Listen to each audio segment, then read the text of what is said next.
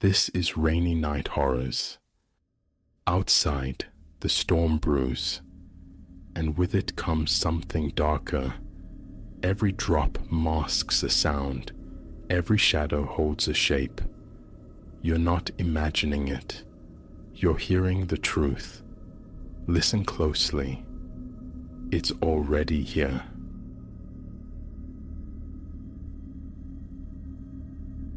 The summons came near 3 in the morning. Not a polite rap, but a frantic battery against the wood, shaking the very frame of my front door. Solitude was my only companion in the house. I sat amidst the shadowed living room, a book lying forgotten in my lap, as the heavens wept against the glass. Hours the storm had raged, a liquid curtain descending, warping the familiar world beyond the panes into something alien. Again, the assault upon the door, more violent this time, a desperate triad of blows that jolted me from my seat, a cold fist clenched around my heart. No sane soul navigated the world at such an hour, let alone through this tempest. Setting the book aside, I rose, the old floorboards groaning their protest beneath my weight. Toward the window, I crept, parting the heavy drape just enough to peer into the maelstrom. Lamplight, jaundiced and weak, struggled through the downpour, offering scant illumination of the drowned lawn. Water pooled, transforming the driveway into a miniature, churning river. Another volley of impacts. Mercy! Please, let me in. I require aid. A man's voice, frayed with terror. Through the rain-streaked glass, I spied a figure adrift in the street's center. A man, it seemed initially, clad in what appeared to be sodden formal wear, dark fabric clinging, hair plastered to his skull. Even across the distance, his tremors were visible. Please, the cry echoed again. My motor car failed. I only need your telephone. My fingers instinctively sought the reassuring weight of the mobile phone in my pocket. A profound wrongness settled over me. The hour, the circumstance, it all felt discordant, a dissonant chord in the night symphony. Who journeyed at 3 ante meridium through such elemental fury? And why linger in the street's deluge instead of seeking shelter on the porch from which he'd hammered? A glance confirmed the time on the toll clock dominating the room. 2 minutes past 3. Its pendulum swung, a metronome counting out seconds that suddenly felt unnervingly loud in the stillness. When my gaze returned to the window, the blood in my veins turned to ice. The shape in the street remained, yet it had altered, still vaguely anthropomorphic, but hideously skewed. The proportions defied nature, limbs elongated, torso unnaturally slender, and the face, where features should reside, there was only an unsettling smoothness, a lacuna of perfect, impenetrable dark. I recoiled from the window, stumbling backward, my pulse a frantic drum against my ribs. An illusion, surely. Exhaustion, the rain's distorting lens. It had to be. Then the pounding erupted anew, but this time, impossibly, from the rear entrance. I spun, nearly tangling in my own feet. The kitchen lay shrouded in shadow, save for the dim spillover from the living room. Bang, bang, bang! The front door answered immediately. Then, 3 more concussions at the back. No corporeal being could traverse the distance between those 2 points with such velocity. Panic propelled me into the kitchen, fingers fumbling for light switches. Fluorescent tubes flickered, then blazed, bathing the room in stark, sterile white. Through the small window above the sink, a flicker of movement in the backyard, a dark silhouette vanishing behind the shrubs. My hands trembled as I retrieved my phone. Dialing emergency services became a trial, my digits betraying me, forcing 3 attempts before the numbers aligned. More pounding, now seemingly from every direction at once. Each door, every window, a simultaneous cacophony. The noise was overwhelming. The walls themselves seemed to thrum with the impacts. Finally, a connection. 911, state your emergency. There's something attempting entry.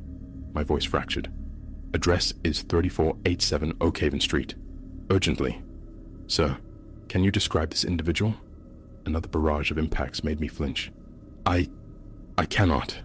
It resembled a man initially, but now, a difficult swallow. Now it is changed. It lacks a face. Please, dispatch assistance. Units are en route, the dispatcher assured. Remain on the line. Are your doors and windows secured? A rapid mental check. Yes, all locked. I habitually verify before. The world plunged into absolute black. Every light extinguished simultaneously, silencing the house's low hum. Even the streetlights outside succumbed. Only the pallid glow of my phone screen pierced the oppressive darkness. Sir, are you still present? The power failed, I whispered into the receiver. The entire street is dark. The pounding ceased. The abrupt silence that followed was almost more terrifying than the preceding din.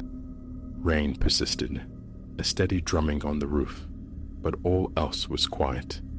No traffic, no wind, no approaching sirens.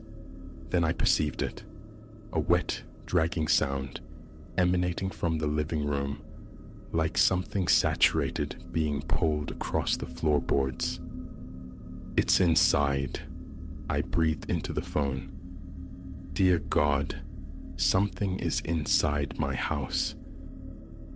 I retreated into a kitchen corner, instinctively trying to diminish my presence. The sliding noise crept closer. In the phone's meager luminescence, a dark form navigated past the kitchen doorway. It moved low, almost crawling, yet the motion was disturbingly unnatural, too fluid, too sinuous. Units 4 minutes out, the dispatcher's voice sounded distant, detached. Can you reach a room you can secure? The cellar, I whispered. I must disconnect. Please, hurry. Ending the call, I activated the phone's flashlight. Its bright beam sliced the darkness, a comfort I almost instantly regretted. For now, I saw the trails marring my floor, long glistening streaks leading from the living room, converging toward the kitchen. They shone wetly, but the liquid wasn't rainwater. It was viscous and dark, nearly black. Moving with excruciating slowness, I crept toward the basement door. Each footfall felt monumental. Floorboards complained under my weight. I froze with every creak, straining to hear. Reaching the door, I turned the handle with painstaking care. Hinges emitted a faint squeal as I pulled it open. Stairs descended into perfect Stygian blackness. Movement behind me. I whirled, flashlight beam slashing across the kitchen. For a heartbeat, I glimpsed it, tall, emaciated, ducking behind the refrigerator. Its skin, a pallid gray, seemed to weep moisture. Those grotesquely long arms trailed upon the floor. Thought abandoned me. I fled down the cellar steps, taking them in twos and threes, nearly tumbling in my haste. I slammed the heavy door shut behind me, throwing the deadbolt my father had installed years prior, a jest then about securing his vintage wines. Never had I felt such profound gratitude. The cellar air was cold, pregnant with the smell of damp earth and mildew. Metal shelving lined the walls, laden with jars of preserves and emergency rations, their glass surfaces reflecting the flashlight beam into dancing, distorted shadows. The washer and dryer stood sentinel in a corner, inert and dark. I backed away from the stairs until my shoulders met the cold concrete of the far wall, then slid down, collapsing onto the floor. My entire frame shuddered uncontrollably. Despite the chill, sweat slicked my face. A scratching began at the basement door. Delicate, tentative sounds, like fingernails, drawn across the grain of the wood. Then a soft thud, as if something substantial had leaned against it. "Please," a voice filtered down. It echoed the man from the street, yet warped, thin, like a poorly tuned radio. "I just need help. Let me in." I clamped my hands over my ears, a futile gesture. The voice shifted, pitching higher, then plunging lower, cycling through tones as if searching for the correct modulation. "Let me in. Let me in. Let me in." The phrase dissolved into a rhythmic, hypnotic chant. Other voices joined, a grotesque chorus, some guttural, some shrill, some scarcely recognizable as human. They seemed to swell not just from beyond the door, but from the very air around me. I squeezed my eyes shut, pressing harder against my ears. This was unreal, impossible. A new sound pierced the horrid symphony. Sirens, their wail escalating, drawing nearer. Relief washed through me, potent and immediate. Help was arriving. The chanting abruptly stopped. Upstairs, I heard rapid, scrambling movements, like some large creature scrabbling across the floorboards. Then, silence, once more. I remained frozen, eyes shut, not daring to move, even as car doors slammed outside, even as official voices called out, even as heavy footfalls traversed the house above. Only when a fist hammered on the basement door and a voice bellowed, "Police! Is anyone down there?" did I finally lower my hands. "Yes," I croaked, my voice raw. "Yes, I'm here. The door is bolted." "Are you harmed, sir?" "No, I'm all right. Just permit me a moment to unlock it." My legs were trembling reeds as I pushed myself upright, leaning heavily against the wall for support. When I finally navigated the stairs and retracted the bolt, 2 officers stood framed in the doorway, flashlights cutting beams through the darkness. More lights played upstairs. Radio static crackled. "Sir, can you recount what transpired?" one officer asked gently, guiding me up the stairs. I attempted to explain, but the words tangled, inadequate. How does one articulate the sight of such wrongness? They would deem me mad, intoxicated, hallucinating. Then my gaze fell upon the trails on the floor, those dark, viscid streaks leading from the living room, exactly as I'd seen them. Caught in the stark beam of a police torch, they seemed almost plum-colored. "What in God's name is that?" I heard one officer murmur to the other. "Uncertain. Forensics is en route." They escorted me outside. The rain had ceased, though water still dripped musically from eaves and leaves. More cruisers pulsed red and blue light across the wet street. Neighbors, drawn by the commotion, huddled in small, watchful groups on their porches and lawns. An officer draped a blanket over my shaking shoulders, settling me into the back of an ambulance while a paramedic assessed my vital signs. My eyes lifted to my house. Every window remained dark, save one, my bedroom, on the upper floor. And for an infinitesimal second, I perceived movement behind the glass. Something tall, slender, with arms that dangled nearly to the floorboards. I blinked, and it vanished. No evidence of forced entry was ever discovered. Every door, every window, secured from within. The peculiar trails on the floor were analyzed as water mixed with an unidentifiable oil-based substance. The power outage was localized solely to my residence, attributed to a tripped breaker in the main panel. I sold the house within the month. Remaining there was untenable. The sensation of being observed from shadowed corners and vacant rooms became unbearable. The new occupants performed a complete renovation, stripping it back to the studs. Occasionally, I drive past. It appears altered now, somehow brighter, but never after nightfall. And if ever I find myself out late when the rain begins, I retreat directly home, securing every lock, every latch, because I'm aware of what resides in the darkness. I know what waits within the rain, donning faces that are not faces, calling in voices that are not human. And sometimes, on nights thick with storm, as I lie awake in my bed, I hear it, a knocking, not upon my door, but from within the walls themselves, faint initially, then growing louder, more insistent, accompanied by a voice, distorted and alien, pleading to be let in.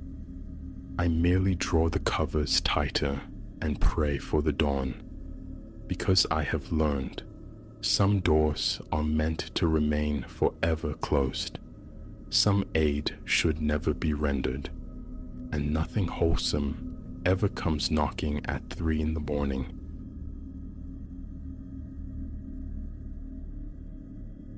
The sound ricocheted off the silence, a woman's laughter, impossibly high and sharp, striking me somewhere deep beneath the ribs. It was 11:47 p.m. My boot heel hovered inches above the grimy tile. The beam of my maglite painted a static circle of cracked linoleum in the cavernous dark of the mall. That sound had no business here, not in this derelict wing, this concrete corpse slated for the wrecking ball inside a month. Arthur Pendleton, that's me. 8 years, walking the graveyard shift at the Meridian Plaza. Usually, my beat kept me to the East Wing, the revitalized section where the multiplex and chain eateries still hummed with late-night life. Tonight, however, was different. Management wanted a final sweep of the West Wing, the abandoned half, before the demolition crews arrived with the dawn. A last look-see. 3 years shuttered the West Wing. Every storefront gaped behind heavy metal grates, their display windows blinded by thick sheets of opaque plastic. The air hung heavy, a miasma of stale dust and creeping mildew. My own footfalls were intruders, echoing off-plaster ghosts where vibrant advertisements once screamed for attention. Only the skeletal glow of emergency exit signs provided illumination, bathing everything in a weak arterial red. There it was again, laughter, feminine, spilling from the shadowed mouth of chic boutique. A defunct clothier maybe 30 feet down the corridor. A prickle danced across my scalp. The fine hairs on my forearms lifted in unison. It wasn't just laughter, it was the texture of it, too immediate, too visceral for this mausoleum of retail. I'd handled my share of intruders, kids chasing viral fame, the destitute seeking refuge. But the West Wing? Sealed tighter than a drum for months. Every service door, every access point, chained, padlocked. I'd verified them myself when my shift began. My flashlight beam crawled up the boutique's facade. The security gate remained lowered, a formidable lattice of interwoven steel. Black plastic shrouded the display windows, meticulously taped along every edge. No tears, no peeling corners, no ingress. A third peal of laughter, nearer this time. My throat closed tight, a knot of sudden thirst. Despite the chill air, a cold dew slicked my forehead. One step forward, then another, the rubber soles of my boots whispering obscenities against the floor. Security! My voice, surprisingly level, cut the stillness. This area is restricted. Identify yourself. Show your hands. The laughter died. Silence crashed down, absolute and suffocating. The frantic drumming in my chest seemed loud enough to echo through the dead space. I crept closer, sweeping the light across the storefront, hunting for any fissure in its defenses. The gate, solid. The plastic sheeting, inviolate. Yet, something about the darkness behind those windows felt wrong. Deeper, more absolute than mere shadow. A scrape resonated from within the store, heavy, like furniture dragged across concrete.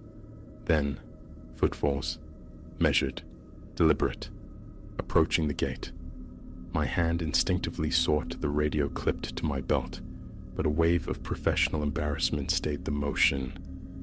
Report. What? Giggles in a hermetically sealed shop. The boys in the break room would dine out on that for weeks.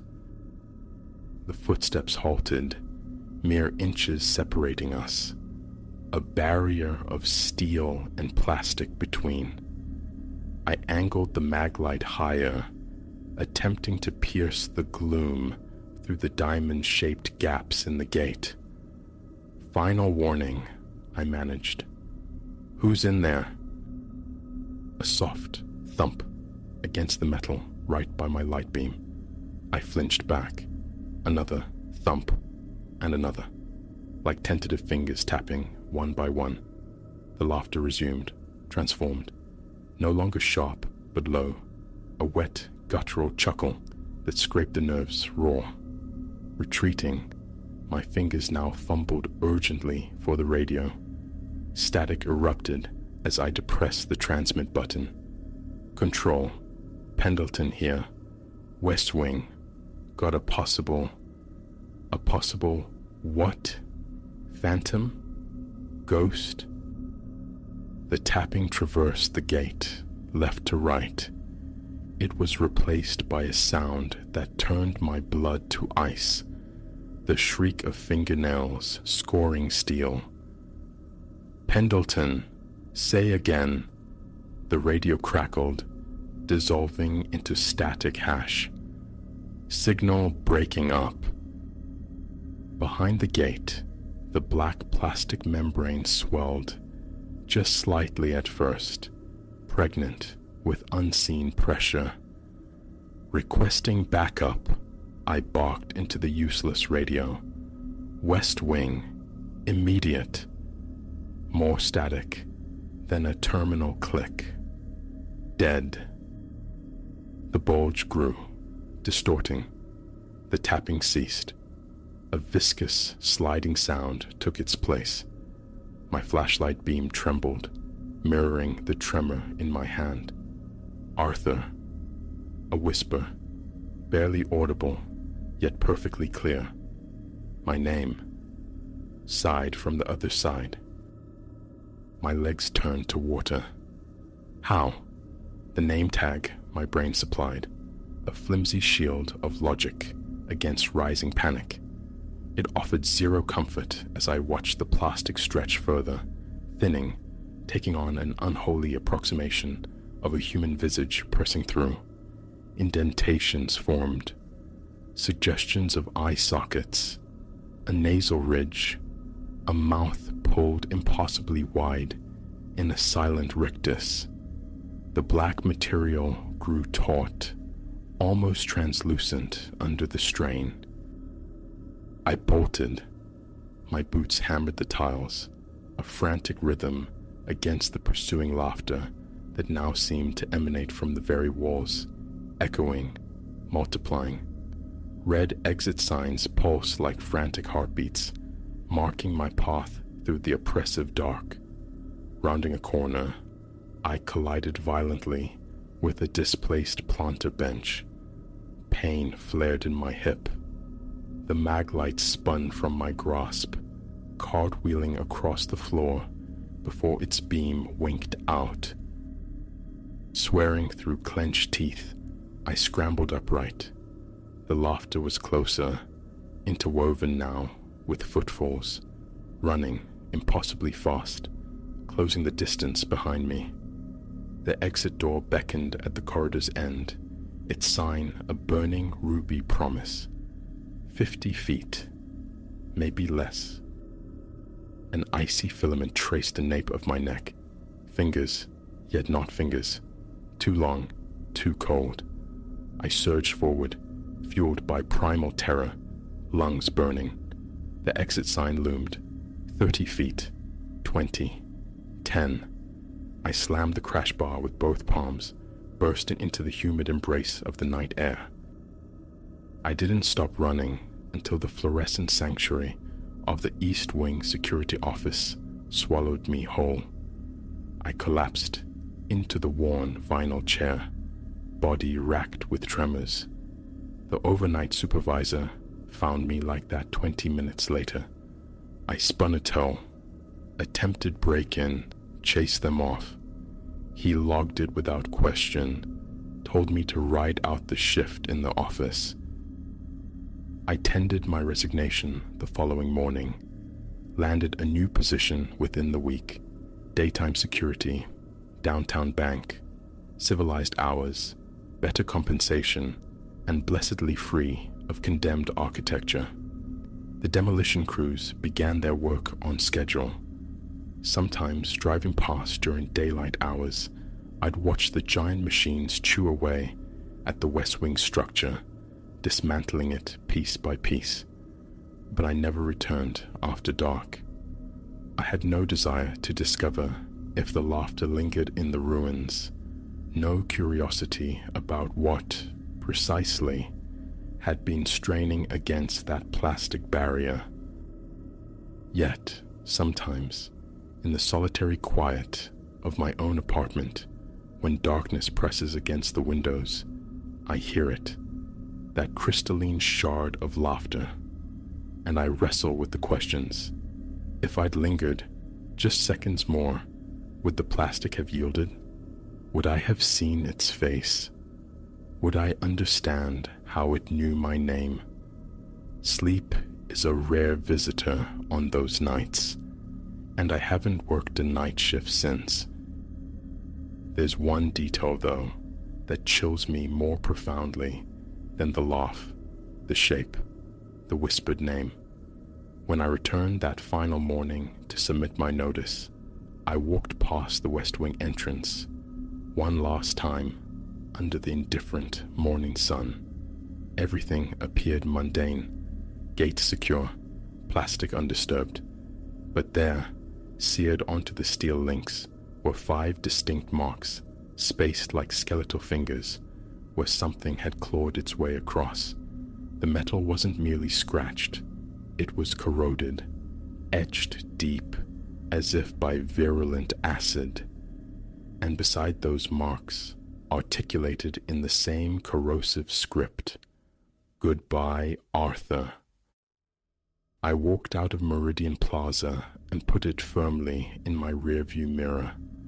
Still, sometimes, passing darkened storefronts late at night, my pace quickens involuntarily, and I never, ever pause if I hear laughter drifting from behind locked doors. They leveled the West Wing entirely last year, erected a multi-story parking garage on the footprint. I won't park there, won't even drive near it after sunset, because the stories have started. Whispers about laughter echoing in the concrete structure late at night. High, sharp laughter that slices through the stillness.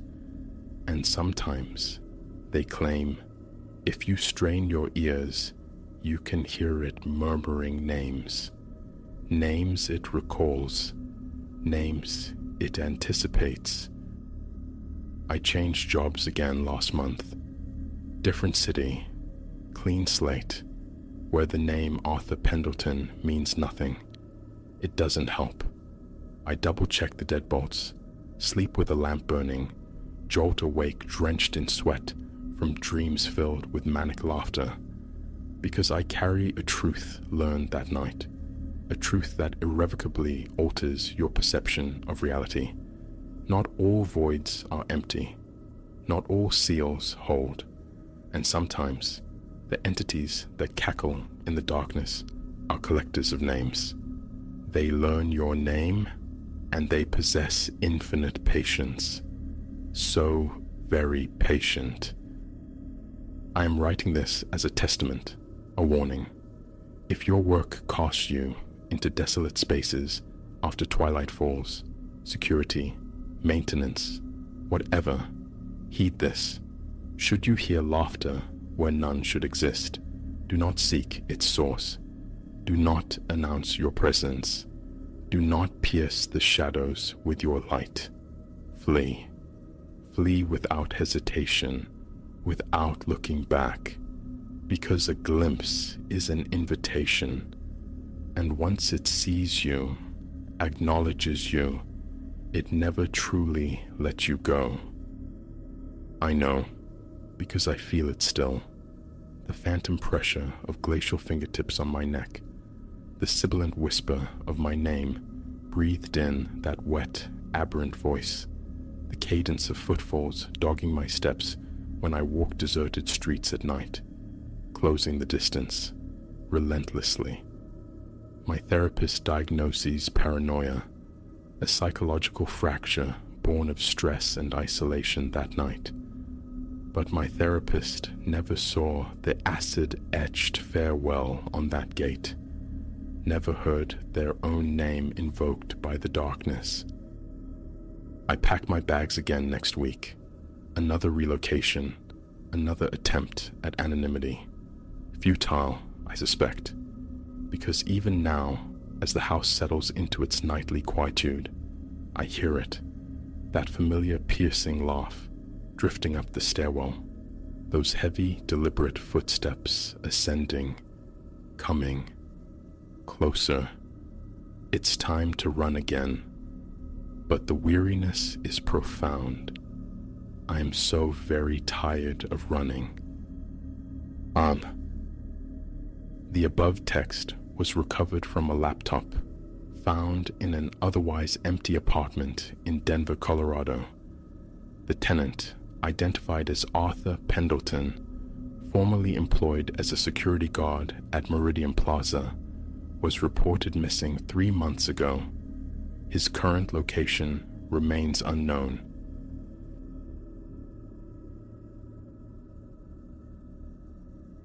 The clock's phosphorescent digits bled towards the hour.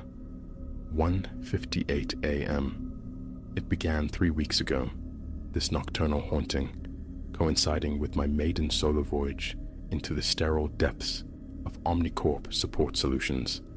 That first time, a voice dredged from some impossible place knew about Mother, how she'd left the world when I was just 12.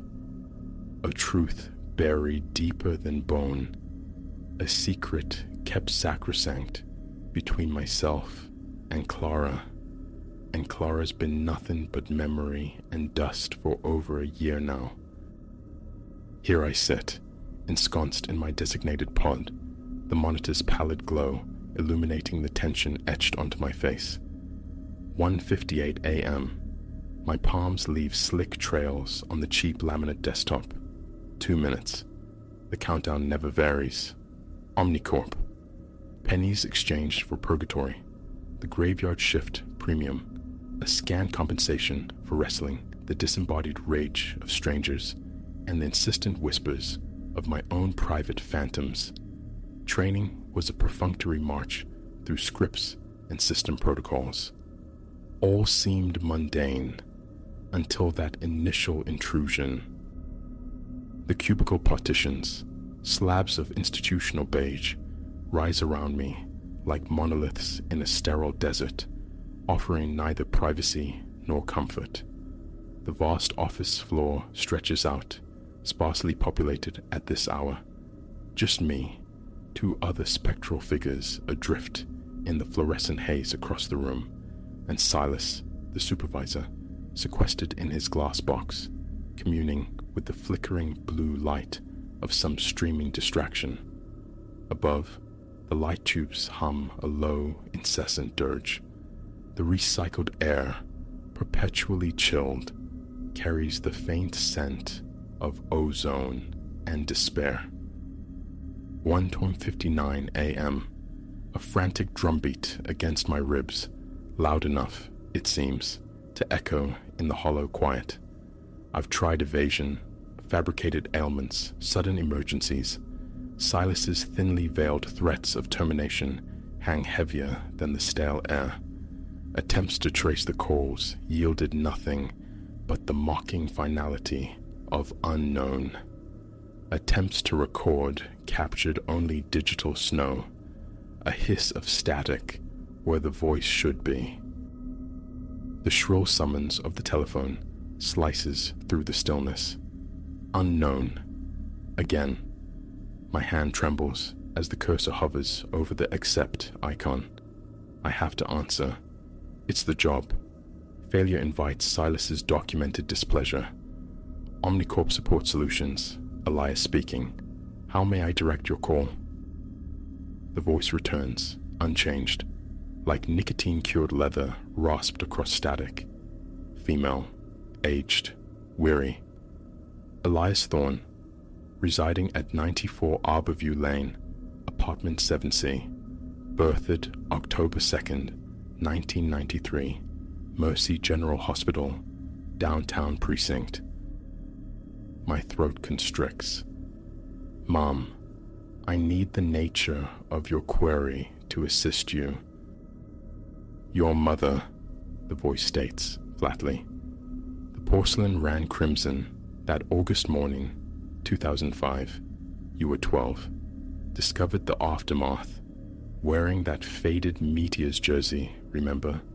The faint mustard ghost on the left sleeve, and the letter clutched in her cooling hand. You consigned its words to ashes behind the garden shed that night, a secret kept from every soul. My grip tightens on the mouse, knuckles blanching. The jersey, the fire, all true. Identify yourself, I manage, the words scraped raw from my throat. The crescent scar etching your right kneecap, a clumsy tumble from your Schwinn bicycle, age 8, the fabricated tail of a snarling stray dog served to shield the truth, a desperate, hands-free bid to capture Maya Reyes's fleeting, indifferent attention. An icy trickle snakes down my spine, the recycled air suddenly glacial. What is your purpose? Nocturnal betrayals of the bladder lingered until your 11th year, she continues, relentless. Your father's swift recourse to his leather belt, hence The sliver of light beneath the bathroom door, a nightly vigil against the encroaching dark, a habit persisting even now. My jaw clenches, teeth grinding. Enough! Pocketed trifles, small rebellions, a chocolate bar lifted from a convenience store shelf, a disposable lighter here and there, that glossy periodical you slipped into your coat pocket at the pharmacy just days ago, the minor transgression, the fleeting, intoxicating illusion of command. A suffocating pressure builds behind my sternum. How could she possibly know these buried shames, these hidden erosions of self? Why are you inflicting this? Clara, your sister, the voice intones, devoid of sympathy. The narrative spun of twisted metal and slick, rain-darkened roads was a kindness offered to the world. She chose her own exit. You sensed the undertow, didn't you? Her slow descent into shadow. But Isabel was new then, wasn't she? A bright, demanding distraction. You silenced Clara's calls that final week. That knowledge gnaws, incessantly. Acid stings my eyes, blurring the monitor's glow. I beg you, cease this. Her shade visits your sleep 3 times a week on average. Her mouth moves, shaping soundless words forever lost in the turbulent fog of dreams. You surface, gasping, tears tracking hot paths into the pillow, sleep irrevocably shattered. The urge to slam down the receiver, to sever the connection, is a primal scream within me, but futile. Disconnection only summons immediate, relentless recalls until her recitation is complete. Isabel, the voice presses on, finds solace elsewhere now, with Julian, at the Starlight Motor Inn, just off Highway 12. Thursdays, noon sharp, during her alleged lunch hour. You glimpsed her burgundy sedan parked discreetly near the back lot last week, didn't you, Elias? A convenient fiction, quickly constructed, smoothed over the jarring recognition. Nausea churns, hot and bitter, in my gut. That car, the location, I knew it, yet I'd buried the certainty. Your current checking account holds precisely $611.38, she states, with chilling accuracy. Rent looms in 4 days. The deficit stands at $350. Your Aunt Celia flickers across your thoughts, a potential lifeline, but the crushing weight of prior, unrepaid debts silences the desperate request. The precision steals my breath. I'd verified the balance less than an hour ago. Remember age 15, your father's sedan, your clumsy adolescent maneuvers in the empty church parking lot. Mrs. Petrov's ginger tomcat vanished without a trace. Buried hastily, wasn't it, near the splintered back fence. Her tear-streaked face haunts you still. The lost cat flyers clinging stubbornly to telephone poles for months, fading testaments to your secret. My fingers spasm, cold sweat beading on my forehead. Thoughts I've never dared articulate, secrets I thought were mine alone. Desist, please. It's too much. And the irregular, pigmented mark low on your spine, she persists. It darkens, expands, doesn't it? Fear whispers malignancy, a terror amplified by the financial chains that bind you. Your phone holds a secret, morbid gallery chronicling its subtle progression, nightly comparisons under the harsh glare of the bathroom light. My hand drifts reflexively towards the spot on my lower back. I took another picture just this morning. Who are you? How is this possible? Your father enjoys no Floridian retirement idyll. He resides within the gray walls of Pendleton Correctional Facility, Indiana. Embezzlement was the charge. Tampa is the palatable fiction you offer the world, a shield against shame. 3 years have passed, not a single visit.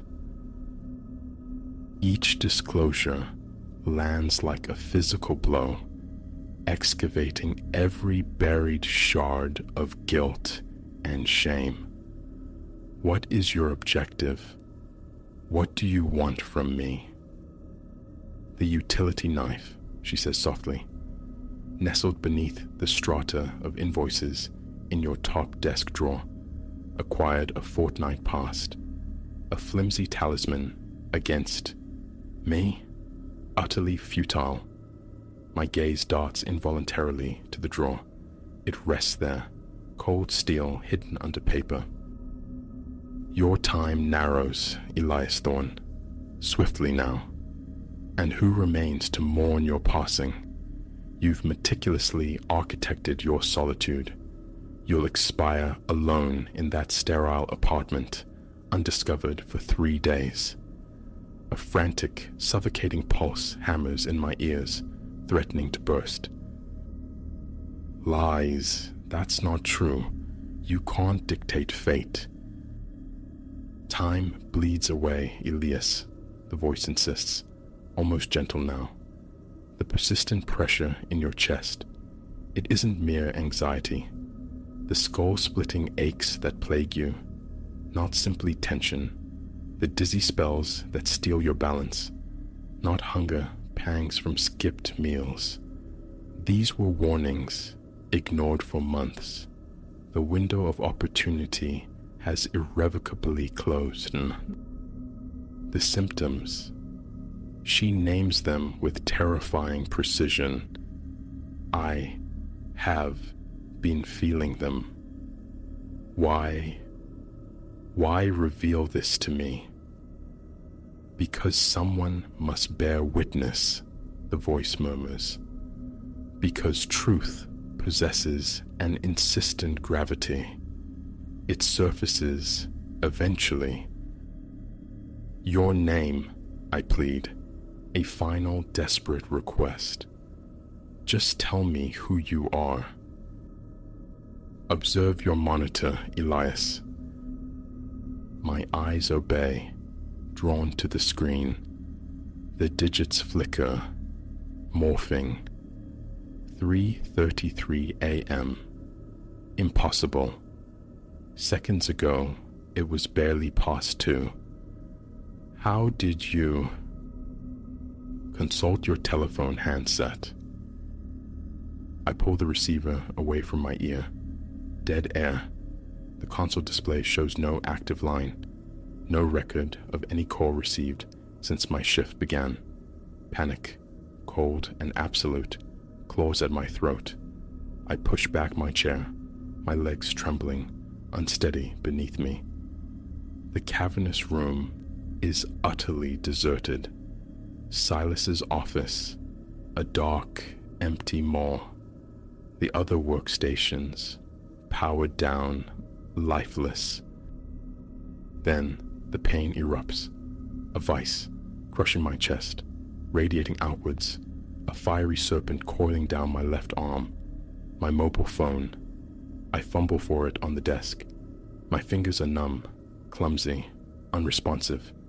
It clatters to the floor, skittering away. Air refuses to enter my lungs. The room tilts, dissolves into a dizzying vortex of swirling grays and blacks. A strangled cry dies in my throat, soundless. My knees buckle, the lost image searing itself onto my retinas before the darkness consumes everything. The monitor, wiped clean of the clock display, now showing stark white text against the black void. Farewell, Elias Thorne. Give your mother my regards. Consciousness flickered back under the harsh, sterile lights of a hospital room. 3 days, I learned, had been swallowed by oblivion. A coronary event, massive, the physicians murmured gravely, discovered by the night cleaner, my heartbeat a faltering moth against the encroaching void.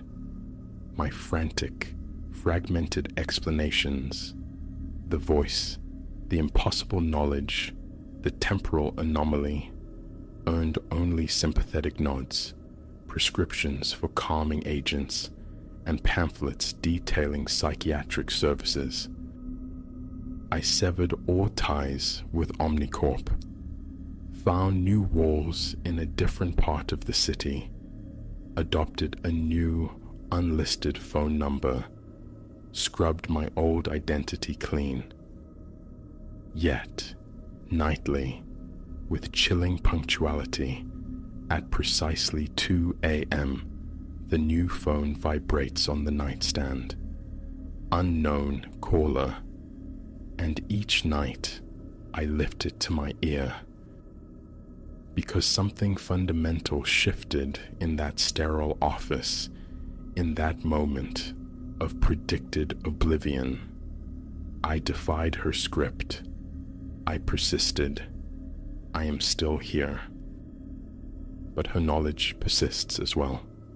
Fresh revelations bloom in the pre-dawn darkness, futures whispered across the static-laden line, terrifying, specific glimpses of what lies ahead.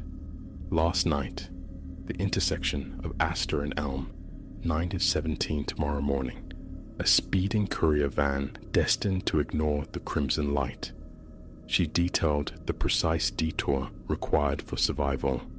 The night prior, a subtle flaw detected in the building's ancient furnace, silently leaking odorless poison into the vents. A call to the superintendent, prompted by her warning, averted potential disaster. Savior or tormentor, helper or harbinger, perhaps the roles blur, two sides of the same inexplicable coin.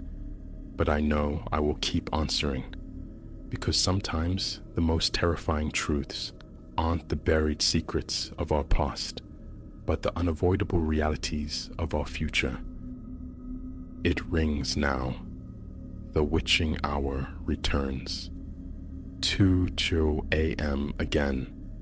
I accept the call, the plastic cool against my ear.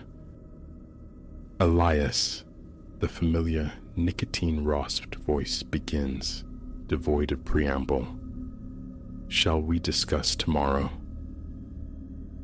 A tremor runs through me, a frisson of fear and unwilling necessity, but I steady my voice. Yes, God have mercy on my soul, yes.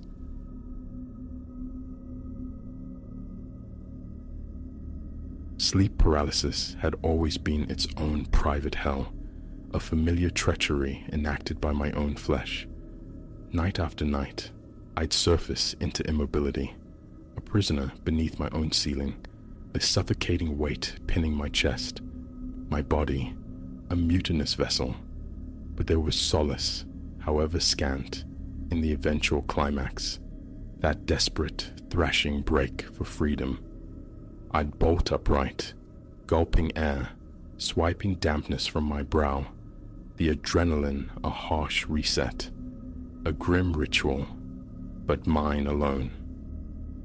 Until a few months passed, the solitude shattered. Something new crept into the paralysis, a presence sensed at the periphery, a distinct weight settling near the edge of my bed. A watcher, and it has lingered, a shadow stitched to my nights ever since. My name is Elias. I inhabit a compact one-bedroom space, nestled on the second floor of a building whose timbers sigh with age. Its narrow corridors feel like constricted throats, the wooden floors keen underfoot, darkness amplifies every nocturnal murmur, the plumbing's gastric groans, the muffled scuffling of unseen neighbors. 2 years I've called this place home. The sleep paralysis predates it, a long-standing affliction, yet everything warped one night, roughly 3 months ago. That evening found me adrift on the cusp of sleep, that telltale viscous heaviness seeping into my limbs. Eyelids sealed, yet consciousness stubbornly clung. When this particular lethargy descends, I brace for the ordeal, the chest tightening, the limbs refusing command, even toes numbly unresponsive to frantic mental signals. Standard procedure for my broken sleep. But then, a novel sensation, pressure near my feet. Faint initially, like the hesitant placement of a hand upon the quilt. It intensified. The mattress dipped. A surge of panic. I strained to force my eyes open. A futile command. My heart hammered a frantic rhythm against my ribs. Breath hitched, shallow and inadequate. This weight, it was undeniably real. With a supreme effort, I peeled my eyelids back fractionally. Vision swam, blurred by the paralysis, reducing the room to indistinct shapes and deepening gloom. Yet, there it was. Something tall, an upright silhouette perched on the bed's edge. Humanoid, yet featureless, its form long, unnervingly slender, its head inclined downwards, as if scrutinizing me intently.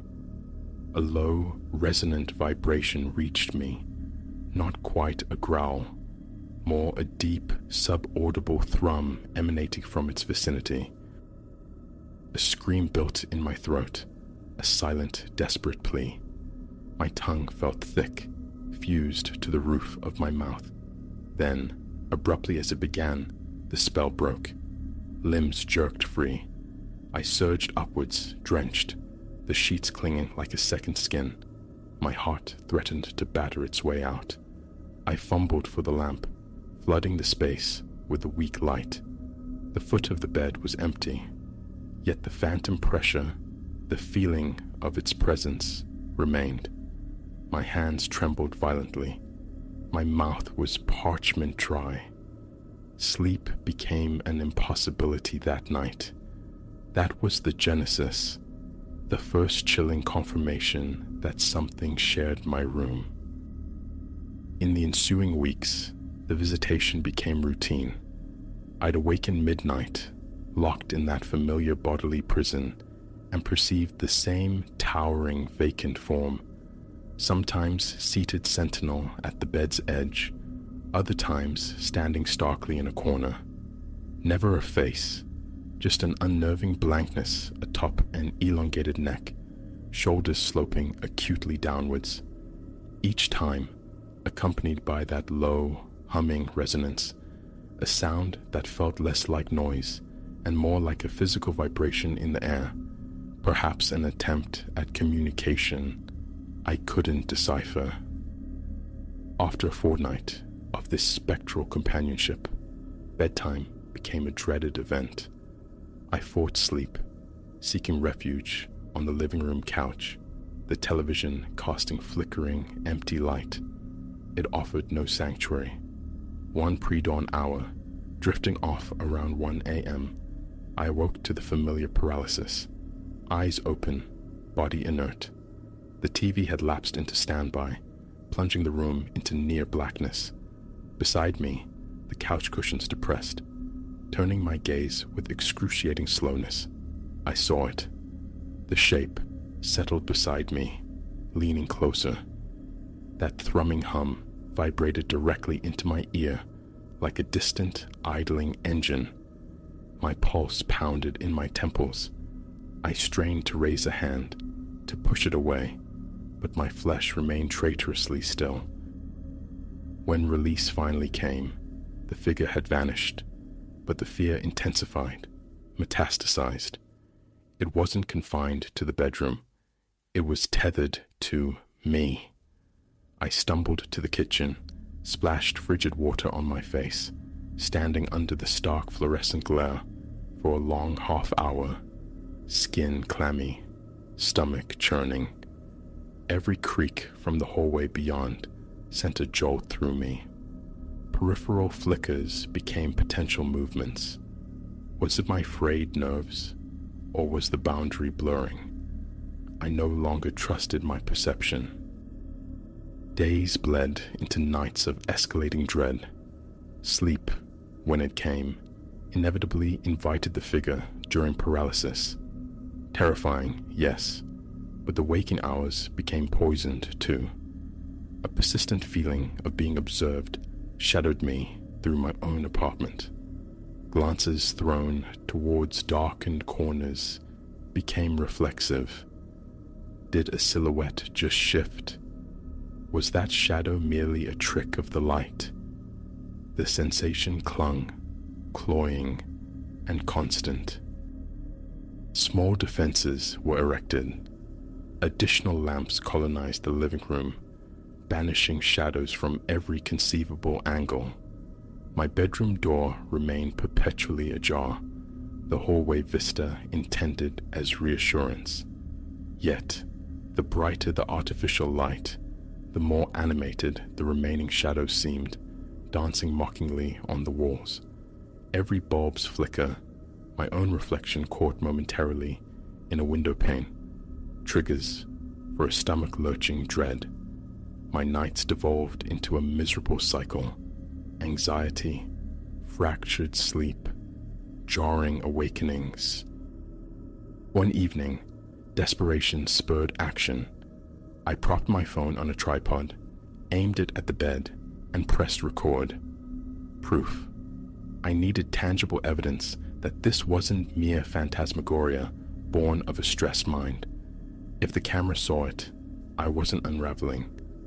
Bedtime near midnight. Sleep remained elusive for an hour, perhaps two, thoughts circling like vultures. Eventually, exhaustion claimed me.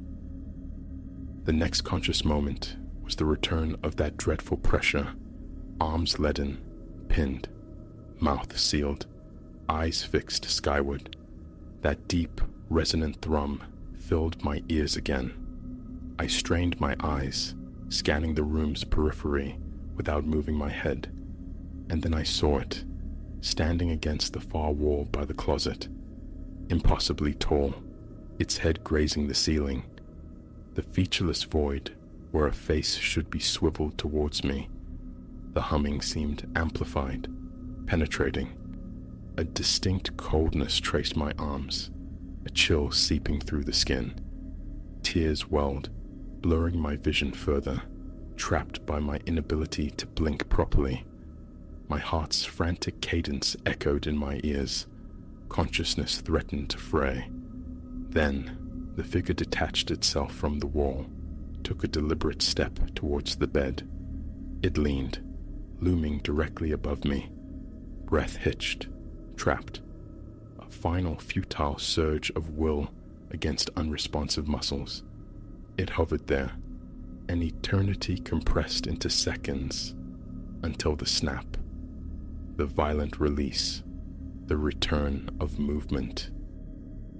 I scrambled upright, gasping, phone snatched, fingers fumbling, nearly dropping it. Playback. My own sleeping form, shifting slightly, twitching occasionally. Nothing more. No towering presence by the closet. No anomalous shapes. No inexplicable shadows or light shifts. Just me, seemingly lost in ordinary slumber. A wave of cold disappointment washed over me, followed swiftly by a deeper, more insidious fear. The visual evidence refuted my visceral reality. Was my mind fracturing? At work, my supervisor began inquiring about my well-being. Dark smudges bloomed beneath my eyes. Focus became a slippery commodity. Colleagues cast worried glances when I'd zone out, staring blankly. I found myself compulsively checking over my shoulder, a primal fear that the figure might manifest even here, amidst the mundane office hum. Headaches became constant companions. Typing was hampered by trembling hands. Even the simple act of getting coffee felt fraught, my reflection in the machine's polished surface, a potential canvas for that faceless silhouette lurking just behind me. Back in the dubious sanctuary of my apartment, I experimented futilely. Different sleeping postures, extra pillows propping my head, shifting the bed's position closer to the door. Nothing deterred it. Every descent into sleep, even brief naps, summoned the presence, sometimes seated, sometimes hovering, sometimes heralded by that low rumble from the hallway just before its appearance. The sound remained constant, that deep, almost mechanical vibration. On a few occasions, a faint rasping undertone seemed woven into the hum, like the ghost of attempted words, utterly indecipherable. One night, I surfaced from deep sleep without the accompanying paralysis, a flicker of relief, instantly extinguished by a profound unease. The bedroom was steeped in darkness, the air feeling strangely thick, heavy. My hand reached instinctively for the bedside lamp. Before my fingers found the switch, a definite shift in the corner snagged my attention. I froze. Every rational thought screamed, "Don't look," but instinct urged, "Light, now." My hand brushed the switch. Lamplight flared. For one heart-stopping microsecond, I perceived a tall form pressed flat against the wall. Then it dissolved, vanished from view. Breath came in ragged, shallow bursts. I scanned the room frantically. The corner stood empty. I remained sitting up, blinking against the light, unwilling to extinguish it. Hugging my knees, I fought to quell the frantic racing of my heart. Fear was no longer confined to paralysis. It was a constant state, a waking nightmare. Following that incident, a grim practicality took hold, fueled by the fear of my own potential irrationality. Lights were installed in every room. A standing lamp illuminated the hallway through the night. My electricity bill soared. I barely registered the cost. The television became a permanent fixture, its ceaseless chatter filling the living room, a bulwark against silence. Yet, the presence persisted, an undeniable weight in the atmosphere. Shadows seemed to writhe at the edges of my vision. Walking from kitchen to bedroom felt like wading through unseen currents, the distinct sensation of being followed dogging my steps. If I stopped abruptly, I half expected a collision with something immediately behind me. Appetite evaporated. My hands shook too much for complex cooking. Meals became perfunctory affairs. Canned soup, microwaved remnants. The simple act of standing at the stove felt perilous. My gaze constantly darted around the kitchen, anticipating that low hum echoing through the space. Once or twice, I thought I heard it emanating from the extractor fan vent, only to dismiss it as the refrigerator's aging motor. Or so I told myself, the conviction wavering. It reached the point where I dragged a small television into the bedroom, letting it drone through the night. The noise, I reasoned, might occupy my subconscious, prevent that treacherous descent into the half state where the figure held sway. It offered fleeting respite. Sleep would come, only to be shattered 2-3 hours later by the familiar crushing weight in my limbs. And inevitably, the shape would materialize. By the door, at the foot of the bed, tears of frustration and terror would stream as I strained against invisible bonds. My jaw ached perpetually from clenching. Then the jolt awake, the flickering TV images reflecting on my sweat-sheened face. No strategy worked. There was no escaping this nocturnal visitor. One afternoon, seeking refuge from the oppressive weight of sleeplessness, I sat in the living room, blinds drawn against the day. A dull throb pulsed behind my eyes. Exhaustion permeated every cell. It was mid-afternoon, perhaps 3 p.m., yet I felt as if I hadn't truly slept in an eternity. I decided to risk closing my eyes, just for a moment. Leaning back into the couch cushions, I let the weariness pull me under, hoping daylight might prove a safer harbor. I don't know how long I was out. The next awareness was the sound, that low, resonant rumble. Closer, impossibly close. I tried to open my eyes, the familiar paralysis instantly recognized. Heart pounding violently, wrists twitched uselessly. The hum intensified, vibrating through the cushions, through me. Then something brushed against my ankle, a distinct, light pressure, like cold fingertips tracing my skin. Raw panic surged, my throat constricted. Forcing my eyes open a slit, I saw the shape looming directly over me. It appeared to be bending, reaching. No face, but the intent of its gaze felt palpable. My chest burned with the frantic rhythm of my heart. A choked sound tried to escape my throat. The shape leaned nearer, its presence almost touching my forehead. A tangible chill spread across my face. And then, as always, the violent snap back to reality.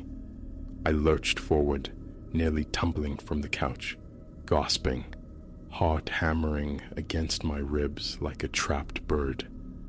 My forehead was slick with cold sweat. Fumbling for the remote, I bathed the room in light, breath sawing in my chest. I sat there, rigid, staring at the empty space where it had stood. The air felt heavy, viscous, difficult to draw into my lungs. That corner of the room appeared vacant, yet the certainty of its continued presence was absolute, a silent promise waiting for my eyes to close again. Now, I inhabit a state where I anticipate this presence in every silence, every shadow. It's no longer confined to the paralysis. I feel it when fully awake, a subtle pressure in the dim hallway, a flicker in the periphery of the kitchen. Catching my reflection in the bathroom mirror sometimes reveals a fleeting darker shape behind my own before resolving into nothing. But the tension remains coiled in my muscles, the dampness perpetually slick on my palms. I exist on a knife edge of vigilance. Few know the extent of this. A friend visited once, queried the excessive illumination. I muttered an excuse about faulty wiring, ancient building quirks. He accepted it. The courage to articulate the truth fails me. How does one confess to being haunted by a featureless entity born of sleep paralysis, an entity that now bleeds into waking hours, inhabiting the corners of one's home? It sounds like madness, yet the sensations are undeniable. The weight on the mattress, the resonant hum, the visual confirmation, however fleeting, it is real enough to dictate my reality. Each night is a siege. I resist sleep until exhaustion renders me unconscious. I awaken drenched in cold sweat, pulse frantic. Sometimes I find myself standing disoriented in the hallway, no memory of leaving the bed. Other times, I surface to the blare of the television, lights blazing, doors flung open, the lingering adrenaline of a dream chase clinging to me. But the figure is constant, always there in the background, silent save for that deep vibration that resonates in the twilight state between sleep and waking. When my eyes open each morning, the ritual begins. Scan the corners, check the foot of the bed, survey the room, hoping, always hoping, for absence. But the feeling persists, the watcher remains. I live encased in this perpetual tension. Every muscle group aches with the strain. Small noises make me jump. My ears seem permanently attuned, catching phantom echoes of that low hum. What it wants, why it's here. These questions remain unanswered, perhaps unanswerable. I only know its refusal to leave. This is my landscape now. I've ceased questioning its objective reality. It matters little. Its power to terrify is manifest in my mind, felt in every shallow, constricted breath. This is the rhythm of my days. I wake, I sense it, I sleep, I feel it. There is no escape velocity. I've arrived at a grim acceptance. This may simply be how things are now. I navigate from one day to the next, checking the corners, bathing the dark in light, and bracing for the next inevitable moment when my body betrays me, locking me down as that tall, faceless shape emerges once more from the gloom. I wish I knew how to sever this connection, but for now, survival means simply holding myself together. That is all I can do, and perhaps that is all there is left.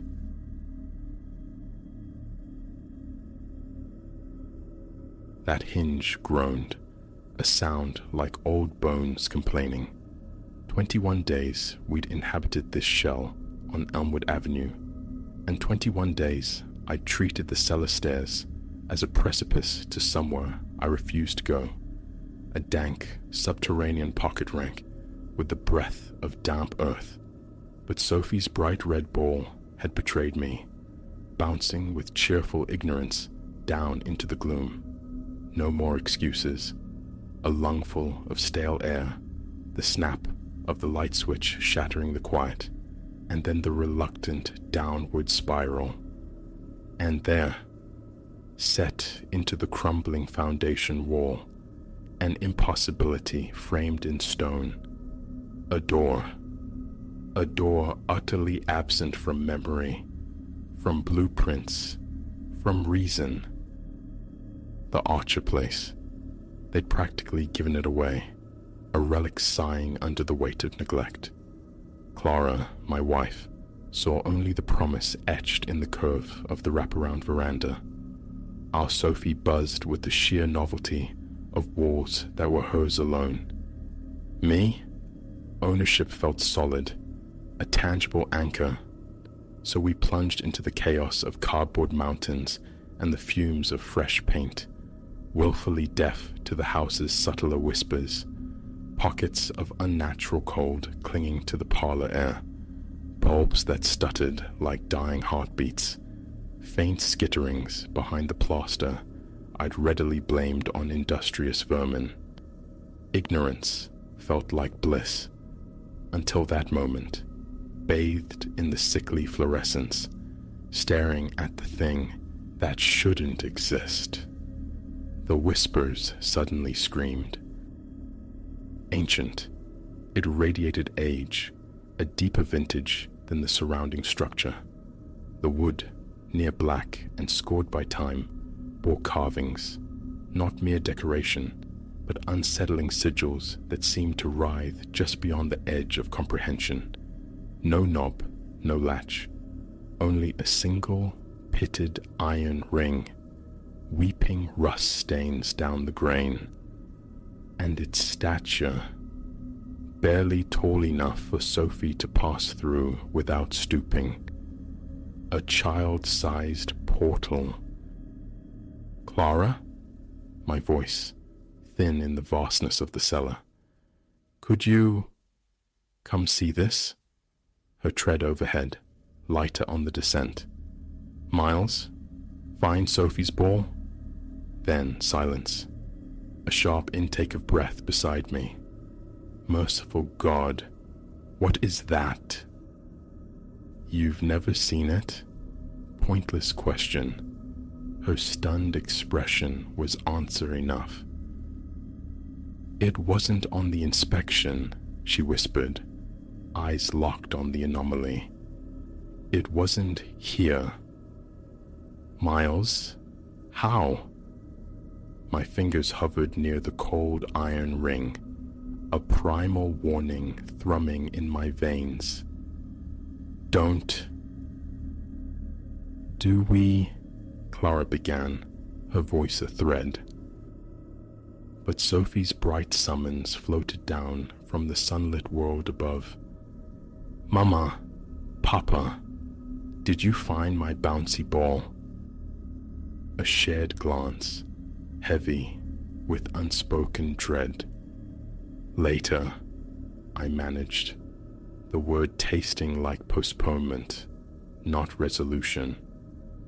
"We deal with this later."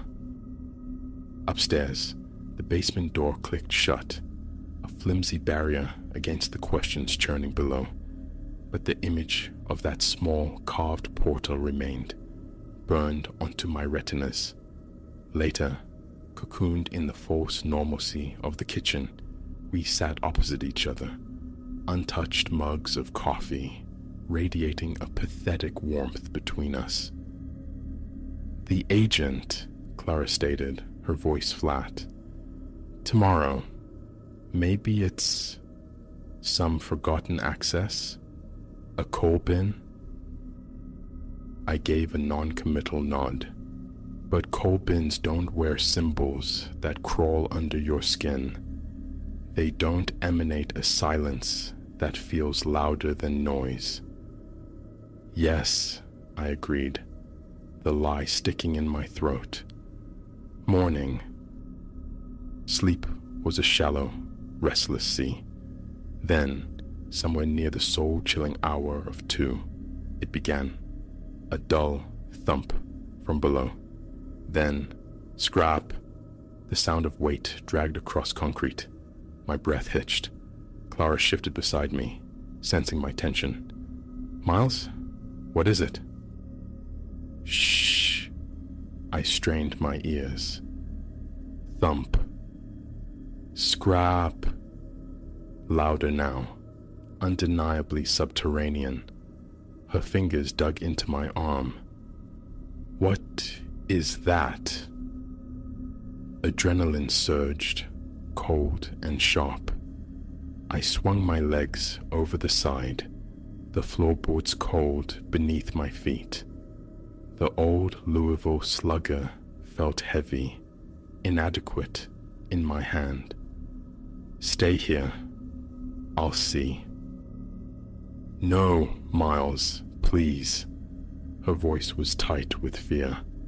"Call someone."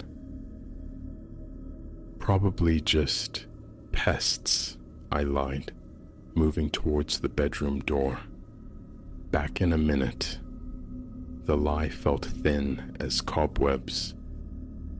Each stair tread groaned its protest under my weight as I descended into the thickening silence, punctuated only by the rhythmic scrape from the depths.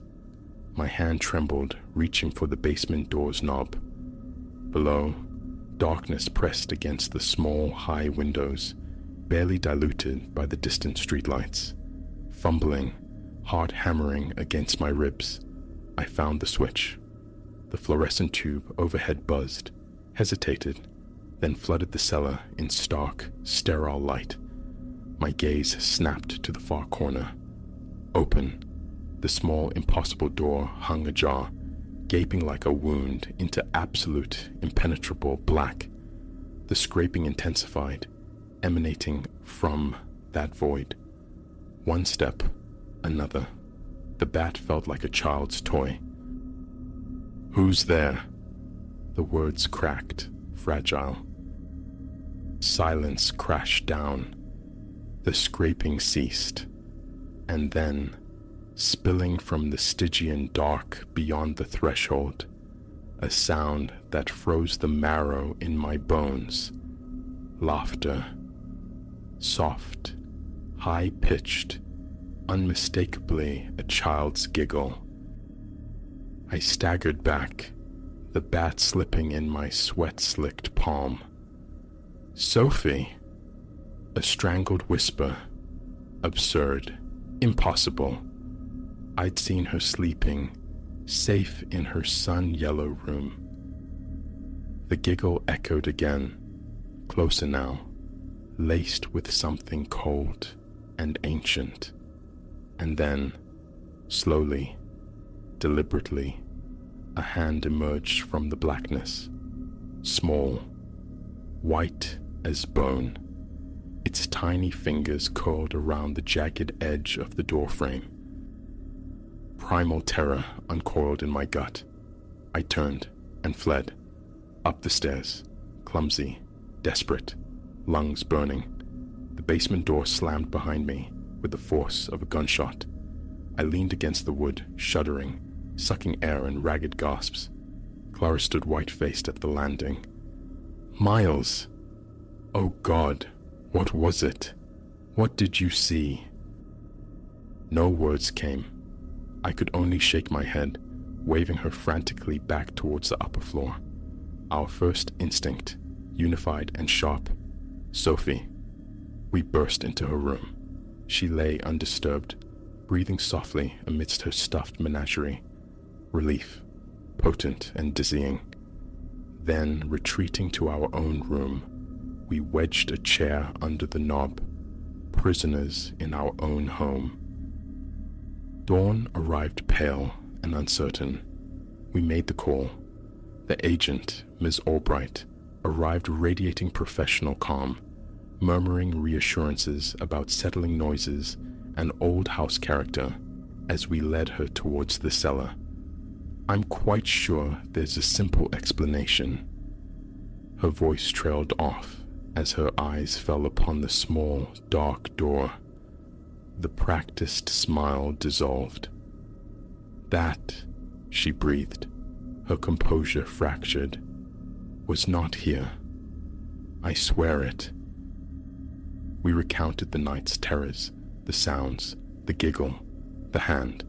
She listened, her face paling progressively. Finally, she drew a shaky breath. "There's something about the Archer place, not in the disclosures. Decades past," she explained, "a family resided here. Parents, a little girl. The girl disappeared, vanished utterly. Whispers implicated the parents, though nothing was ever proven. They fled the house, the town, the unspoken accusations." "But the door," Clara pressed. Ms. Albright shook her head, eyes darting towards the closed portal. "Unknown. But the house, it's had incidents since. Noises, objects displaced, and sightings." She hesitated. "Of a child," I supplied, the word heavy in the musty air. A slow nod. "Forgive me. We were assured. It had been quiet for so long. We hoped it was over." A heavy silence descended, thick with the unspoken history and the presence of that closed, carved door. "So," I said, the question hanging raw between us, "what now?" Ms. Albright sighed, the sound weary. "Your choice. List it again, full disclosure this time. Or, Clara echoed urgently. "Perhaps," the agent offered softly, her gaze distant. She remains for a reason, the lost girl. Perhaps she needs resolution. My eyes met Clara's. Our dream home, built on the foundations of a nightmare.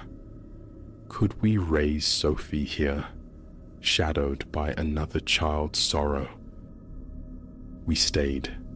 An exorcism felt too dramatic, too final, so we settled for a nervous priest's blessing, pored over brittle newspaper archives, even endured a fruitless seance that filled the house with lavender smoke, but little else.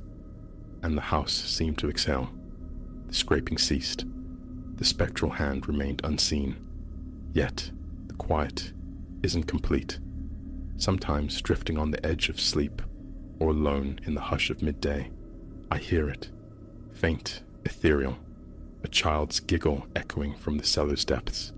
Did we choose coexistence, or merely denial? Are we custodians of a healing sorrow, or fools tending a slumbering monster? Because the door remains, unchanged, solid, undeniable, and occasionally, when descending into the gloom for laundry or the temperamental furnace, my eyes are drawn to it, and I see it, or perhaps I imagine it, a sliver of profound darkness visible at its edge, a crack, as if it waits, as if it invites, and a cold dread mixes with a terrifying curiosity. What lies beyond? Should that invitation ever be accepted?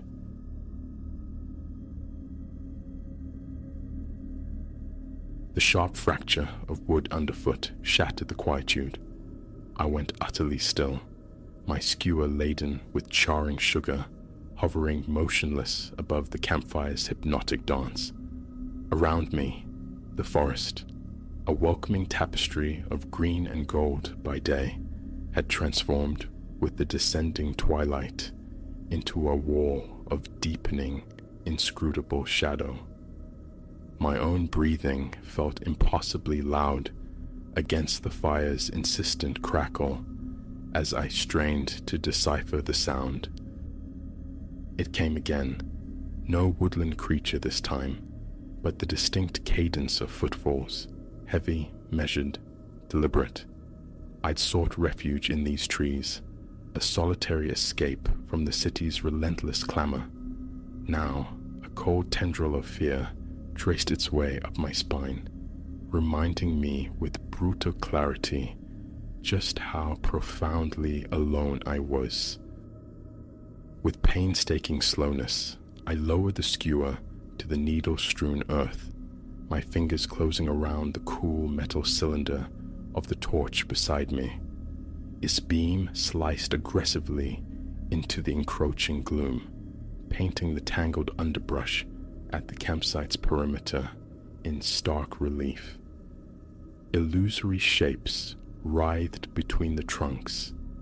A flicker at the edge of sight suggested a form melting behind the girth of an ancient sentinel oak. "Who's there?"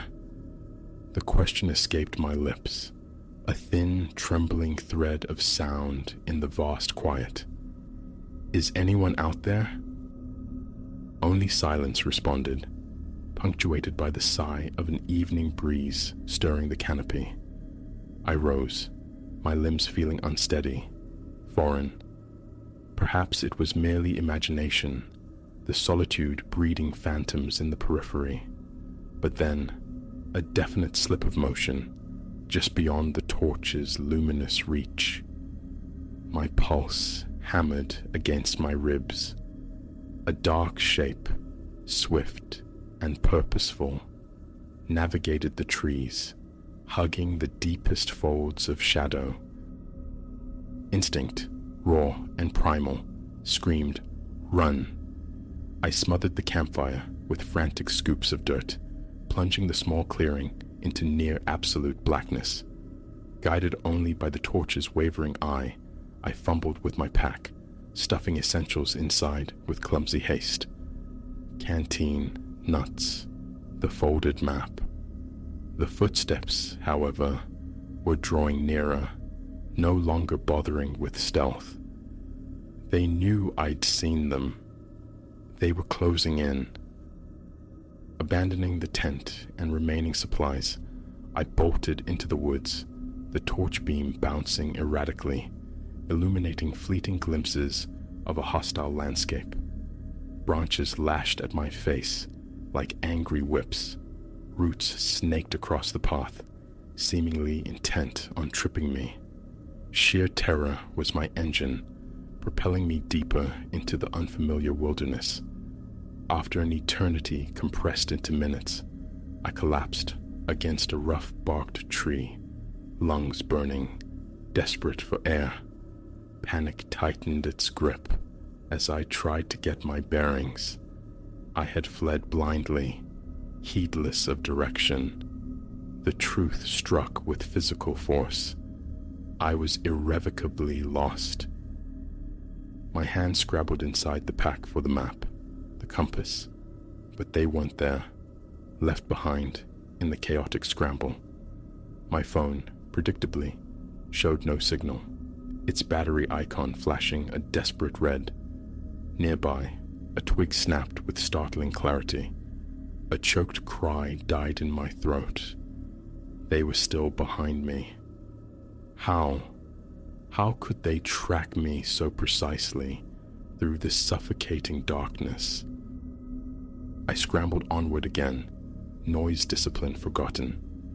My pursuer, it seemed, needed no trail to follow. Agony flared in my chest. My legs screamed in protest, yet fear lent wings to my feet. Abruptly, the forest floor vanished. I tumbled down a precipitous slope, a dizzying cascade of leaves, dirt, and stinging blows. I landed hard at the bottom, the air forced from my lungs. For a disoriented moment, I lay gasping, stunned. Then I heard it, the careful, deliberate crunch of someone descending the embankment after me. A fresh wave of panic lent me impossible strength. I lurched upright, ignoring the sharp throb in my ankle, and stumbled forward into a small, unexpected clearing. Here, the trees receded, unveiling a breathtaking sweep of star-dusted sky. Under different circumstances, the sight would have been solace. My torch flickered violently, its beam fading. I shook it, a useless, desperate gesture. The light sputtered and died, plunging me into profound, disorienting blackness. Wood cracked at the clearing's edge. I spun, eyes straining against the gloom, trying to pierce the starlit dimness. A figure stood there, a solid silhouette against the deeper umbra of the trees. "What is it you want?" I yelled, my voice ragged, stripped bare by terror and exhaustion. The silhouette advanced a single step.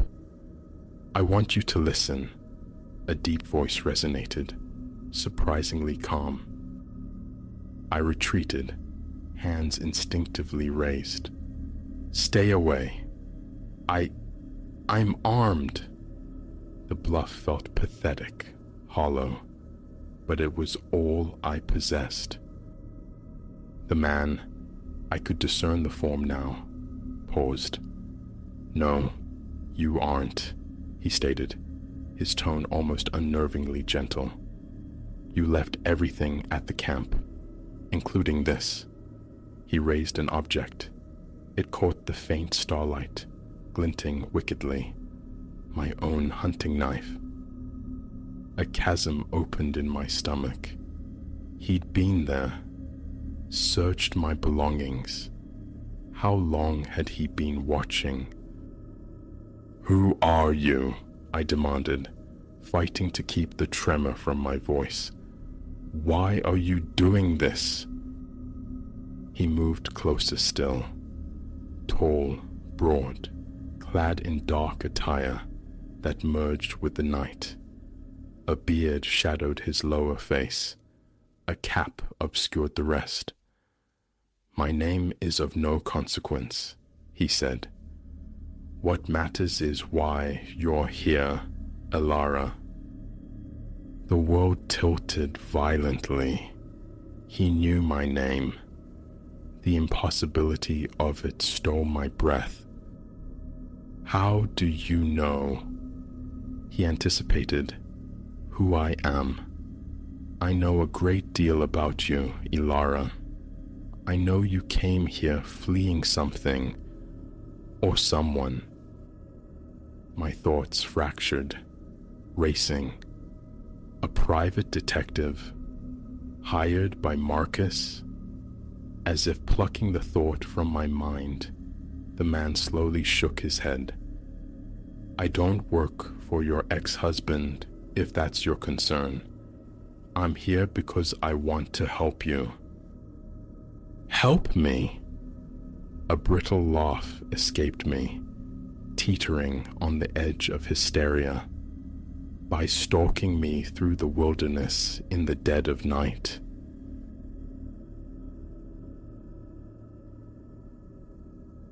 Beyond Havenwood, Nebraska, where the asphalt surrendered to gravel and dust, the old Thorn place presided over its domain of rustling corn and whispering wheat. It stood sentinel at the terminus of a serpentine track, a relic dreaming under the vast prairie sky. The allure of reclamation, the quiet promise whispered by neglected structures, had always held me captive. When its listing surfaced, a skeleton seeking skin, a history yearning for continuation, I saw not decay, but potential. The price, a mere whisper itself, sealed the bargain. I claimed it, ignorant of the echoes trapped within its walls. My arrival coincided with the Saturday zenith, the sun a molten coin overhead. An ocean of grain rippled outwards, perfuming the air with the fertile scent of loam and life. Yet, the house, a 2-story sentinel, shedding its white paint like bleached snakeskin, defied the day's warmth. Vacant window sockets stared, some crudely blinded with timber. The porch slumped, weary from decades of solitude.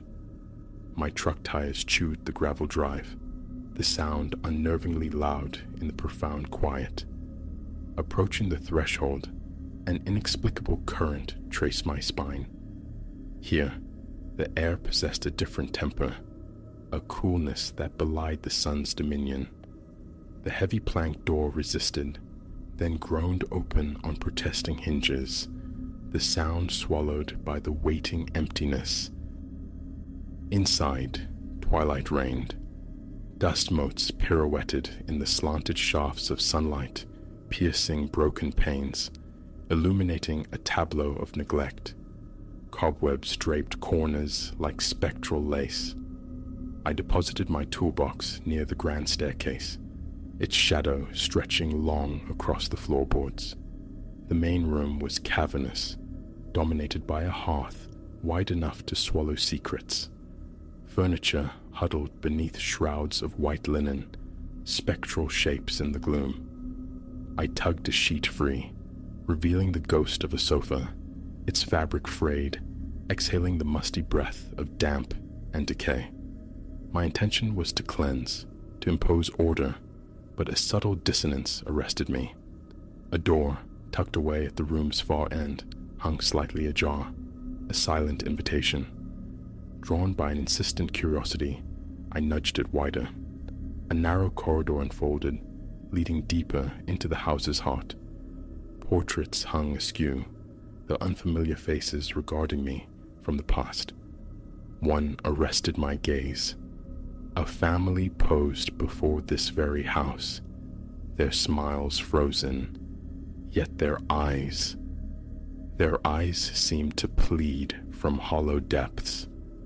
I forced the unease down, turning back to the task at hand.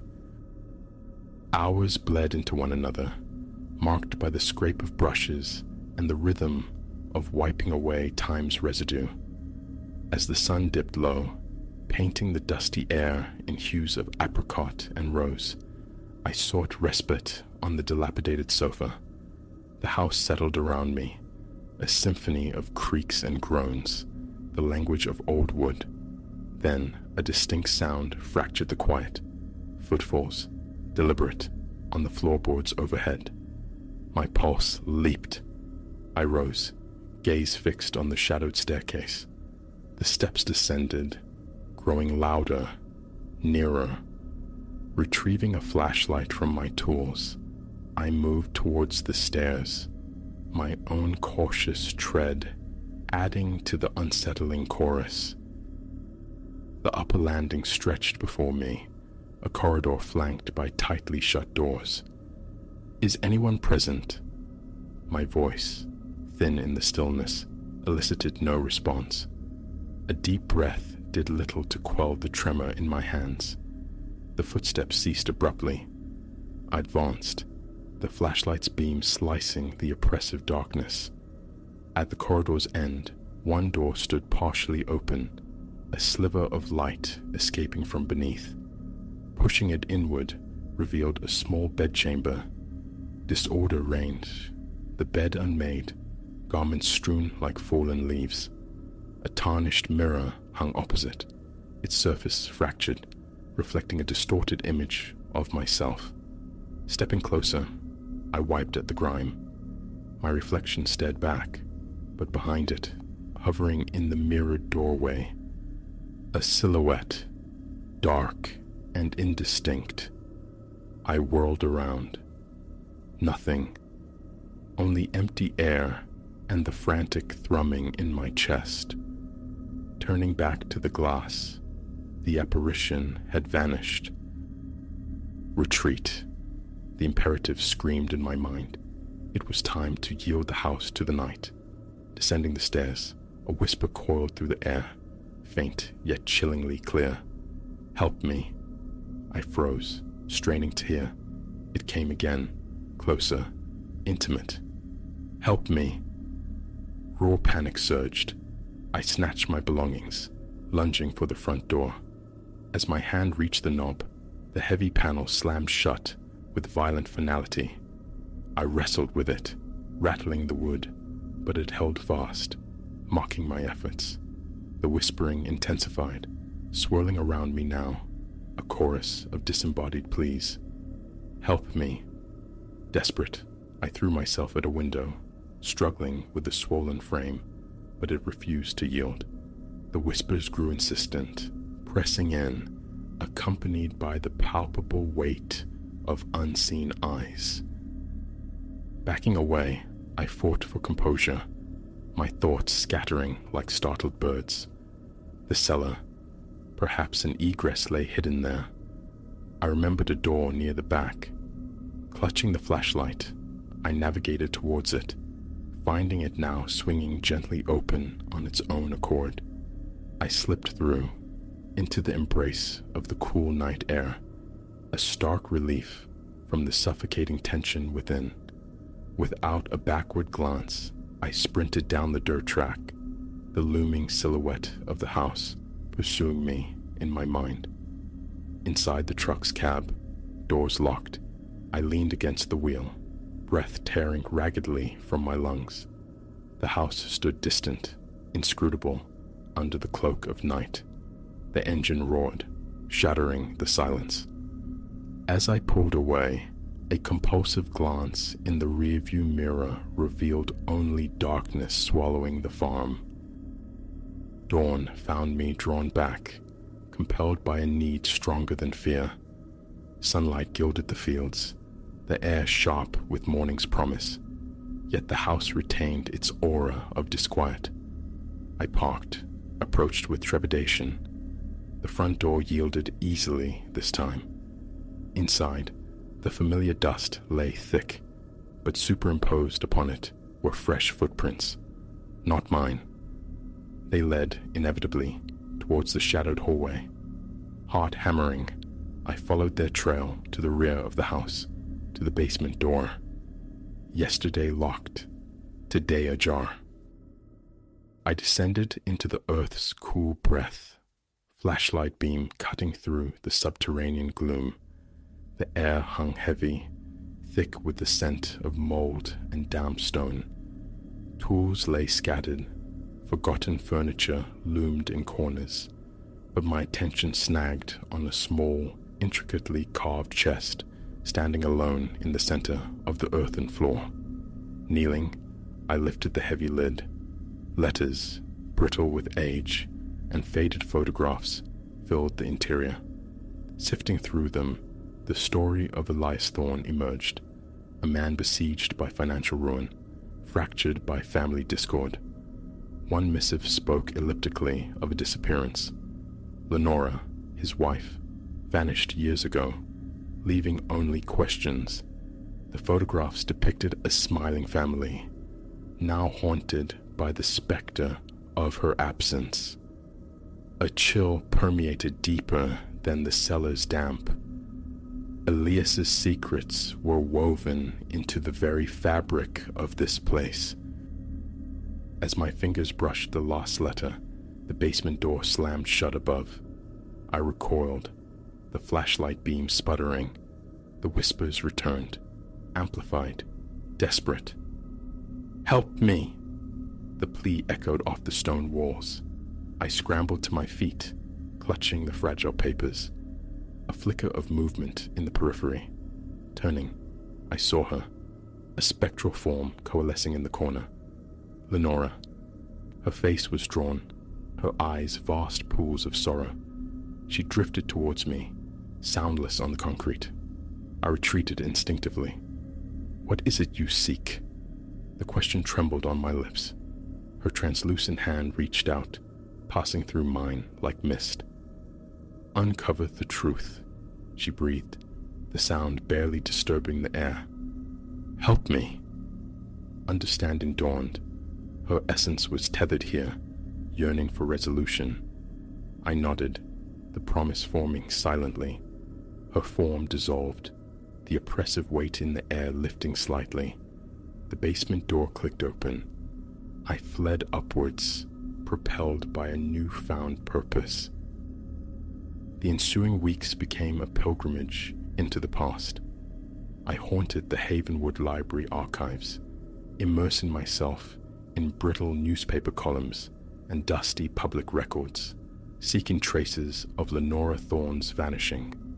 Scant details emerged, whispers of a suspicious vehicle near the farm the night she disappeared, a case grown cold with indifference. Convinced the house held more keys, I returned one evening as twilight bled across the fields. The basement awaited, tense and expectant. I revisited the chest, probing its shadowed corners, tucked behind rusted implements, a hidden recess. Inside, a small dust-caked journal.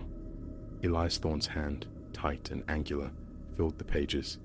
He wrote of encroaching paranoia, of unseen watchers, of a trust eroded.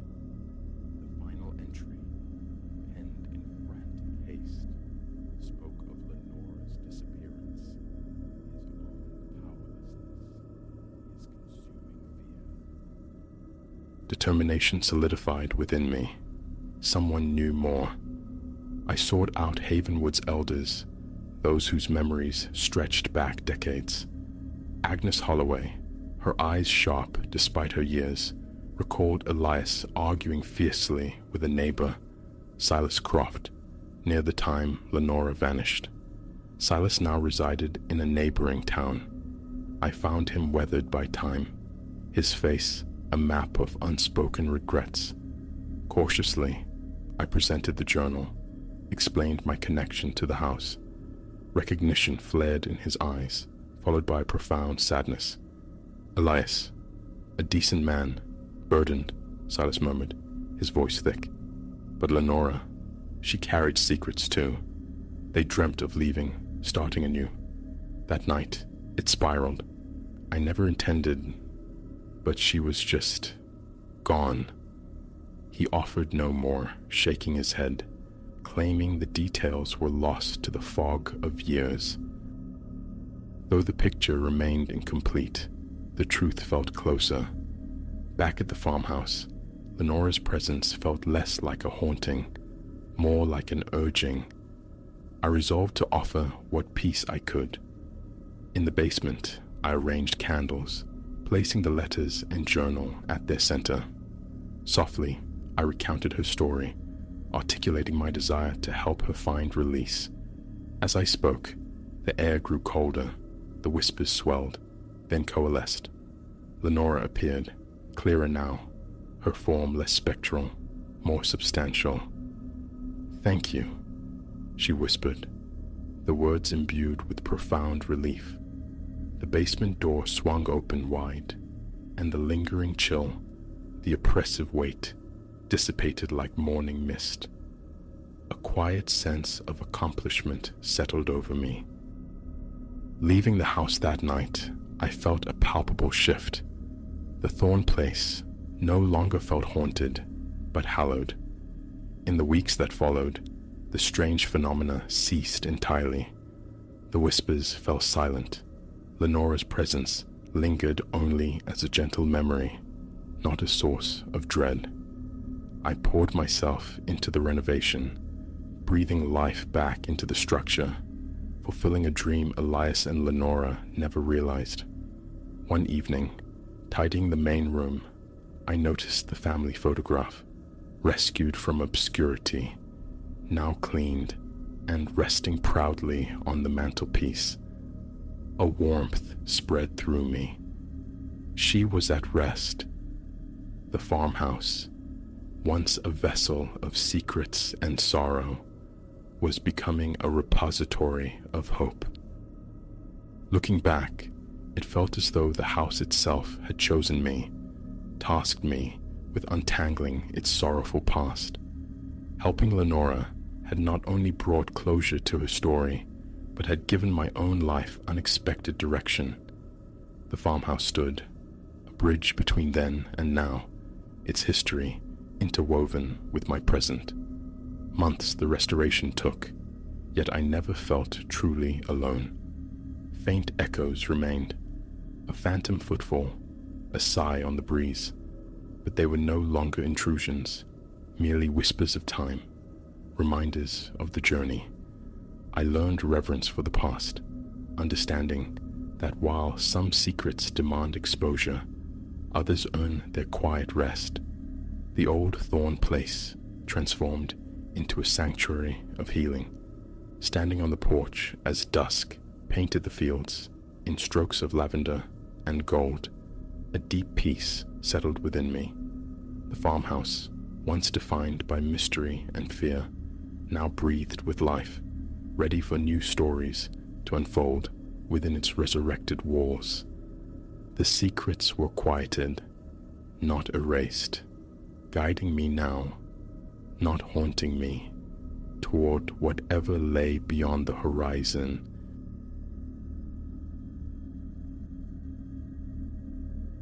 The woods held their breath when I first discerned it. Late sun slanted through the canopy, dust motes performing a silent ballet in the beams.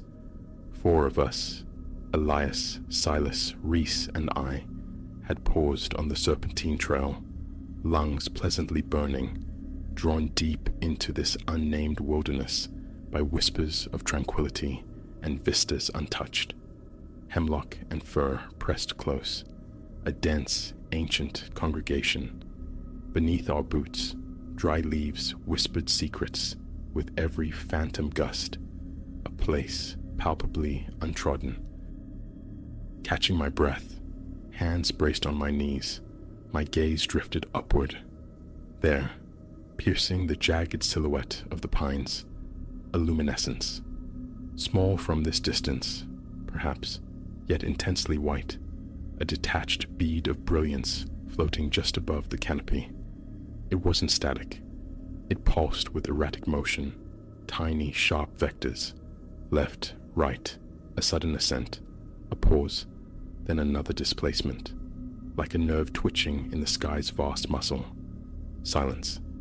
I strained my ears past my own ragged breathing, past Silas shifting his weight on the packed earth, scattering pebbles. Nothing. No hum. No whisper of machinery. Only the sigh of the wind high above. Sweat slicked my brow as I gestured, my voice hushed. Up there! Elias narrowed his eyes, shielding them against the glare. Reflection? Distant aircraft? I shook my head, the conviction solidifying in my gut. The dance was too deliberate, too aberrant. It flickered between branches, a stark gleam against the deepening azure. Reese fumbled for his phone, aiming its dark eye skyward. A frustrated exhalation. No signal, just a jittery speck on the screen. He pocketed the device, though the line of his jaw remained tight. We all felt it then, a prickle of profound wrongness scaling our spines, miles from anywhere, unseen by another soul, all day. If it was a drone, its operator was as spectral and silent as the machine itself. We pressed onward, the promise of a streamside camp miles ahead pulling us forward like a lodestone. Our pace found a rhythm born of unease, but our eyes kept straying left, seeking that luminous anomaly through the latticework of trees. It shadowed us, a phantom escort drifting above the timberline, sometimes swallowed by the dense foliage, leading to a brief, tight hope it was gone, only to reappear further along, sometimes ahead, sometimes lagging with unsettling patience.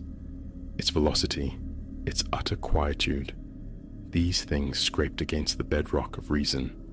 No displaced air, no engine's whine.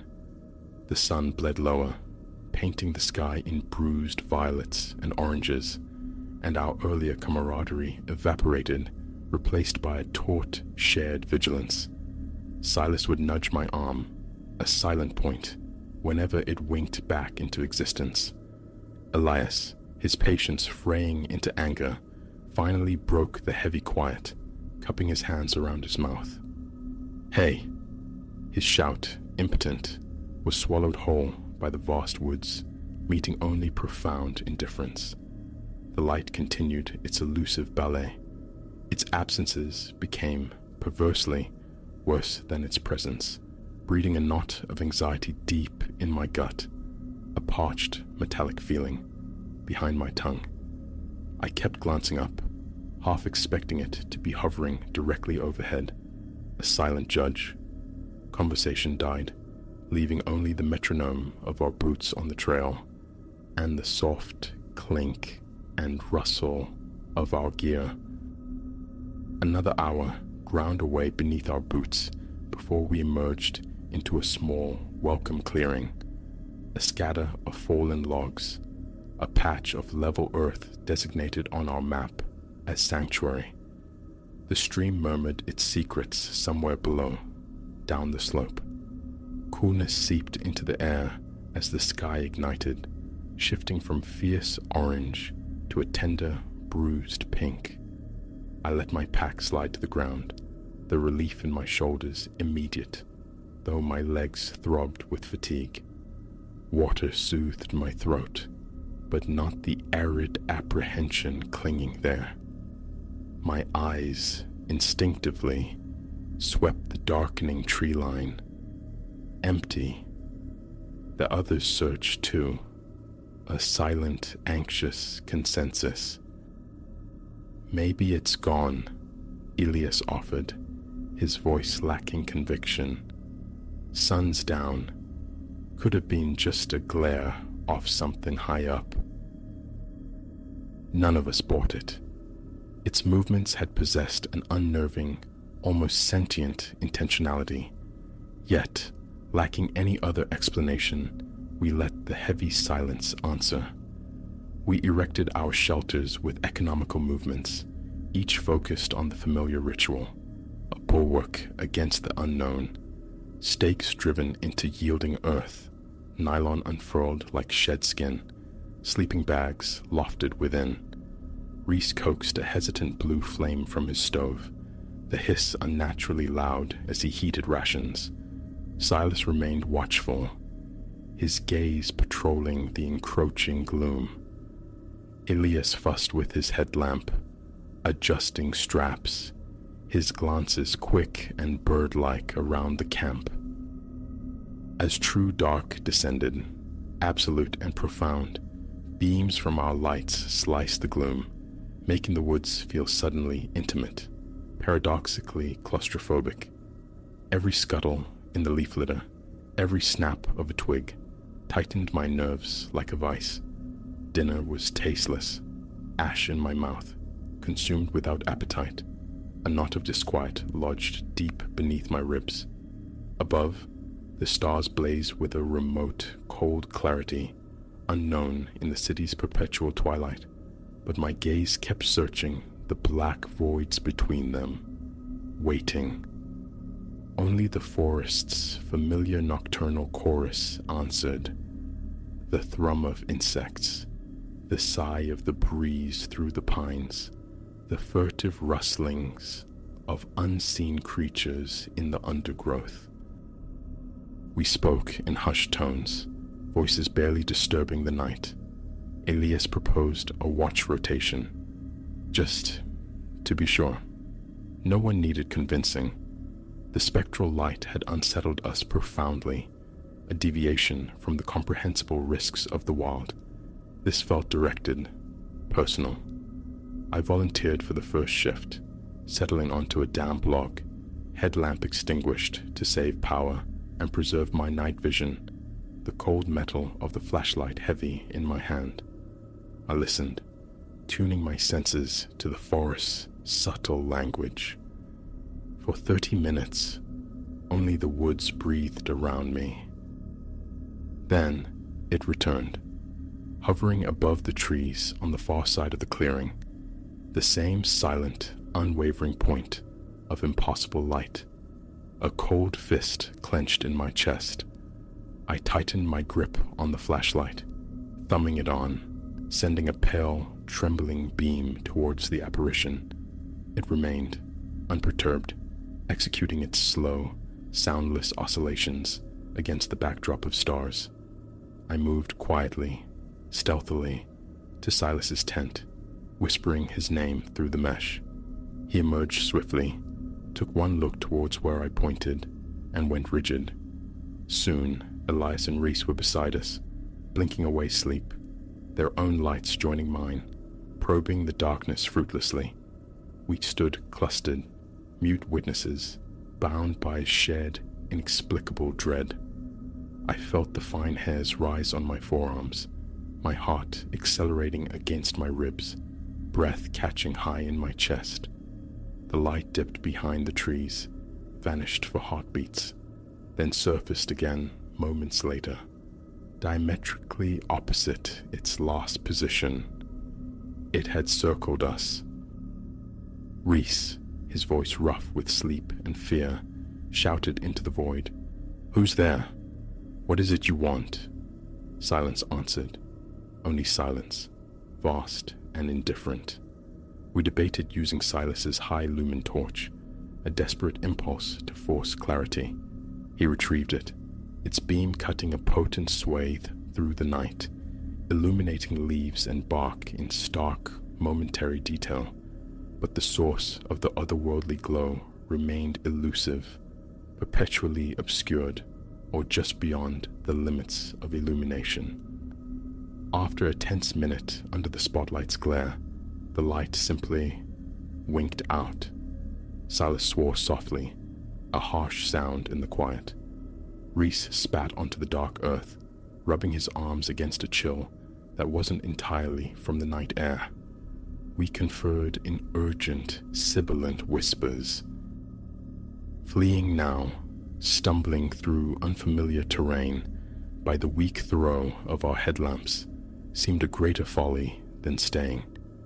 We were competent hikers, but not equipped for a panicked night retreat into the black unknown.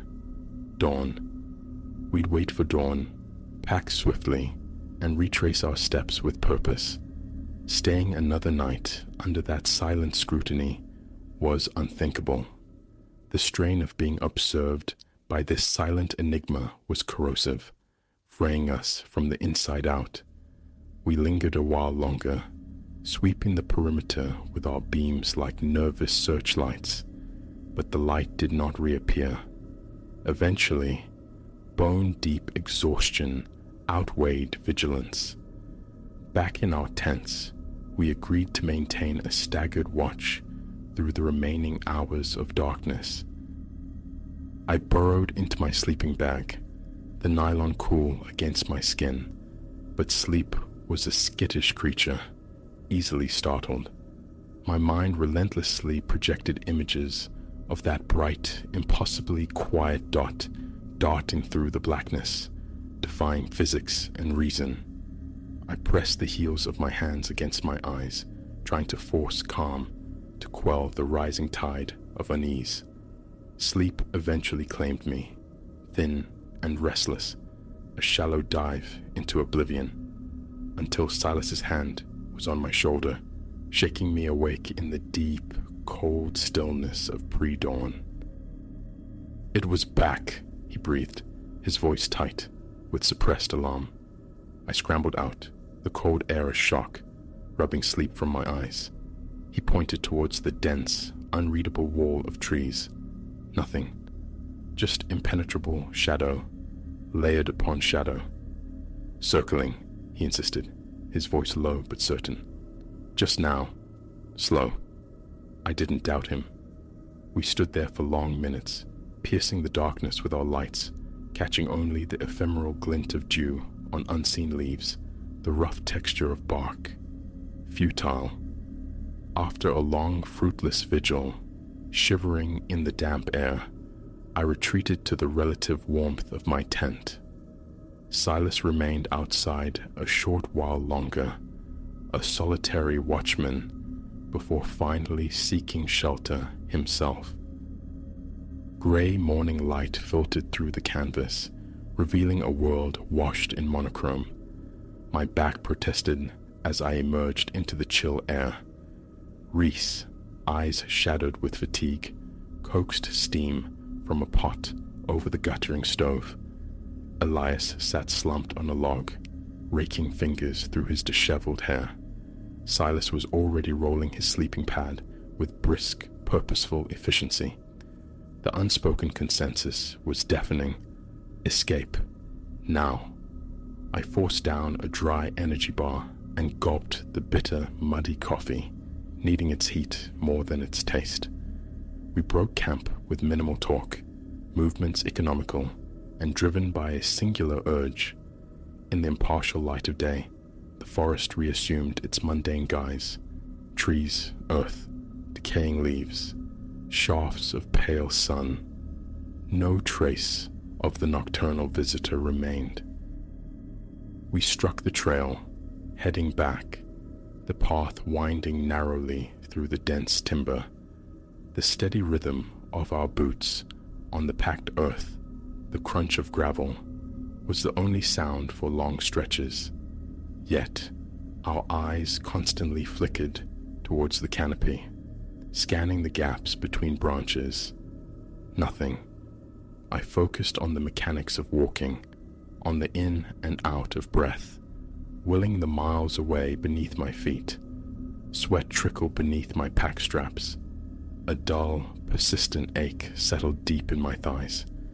This trek, conceived in pursuit of beauty and solitude, had devolved into an exercise in grim endurance, a flight from something ancient and unknown. Elias cast frequent, jerky glances over his shoulder. Silas scanned the sky habitually, hand shielding his eyes even when the canopy was thickest. The hours crawled by with agonizing slowness. The air, thick with the scent of pine and damp loam, felt heavy, charged. Silence stretched between us, punctuated only by our passage and the occasional sharp cry of an unseen bird. I tried to empty my mind, focusing on the repetition, counting footfalls against the dirt. Around noon, the trail broadened slightly, offering a brief respite near a tumble of mossy rocks. We consulted our maps, still hours from the ranger station and the sanctuary of the car. Jerky and water were consumed mechanically. My throat felt constricted, appetite utterly absent, but I chewed and swallowed, needing the fuel. Reese's gaze, like mine, continued its restless patrol of the surrounding woods. The midday sun glared, washing out the sky, making it hard to see details.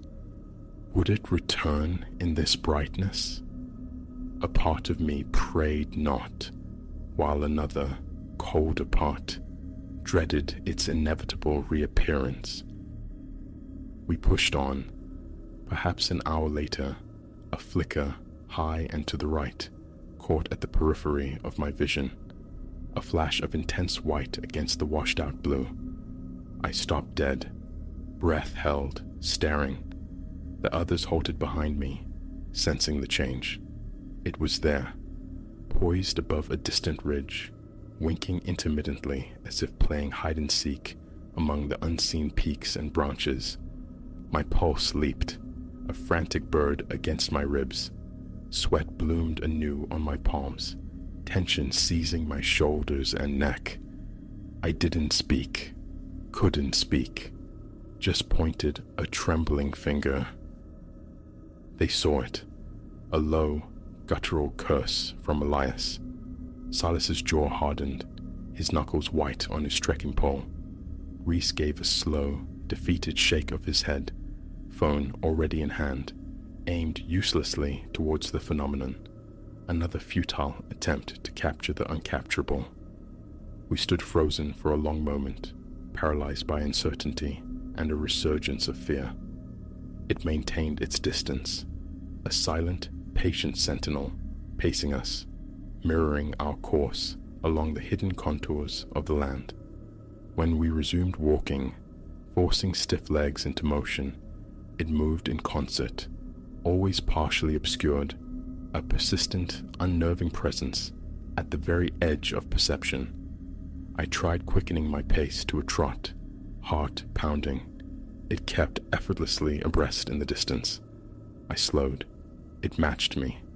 The sensation of being studied, catalogued, dissected by an unseen intelligence was overwhelming.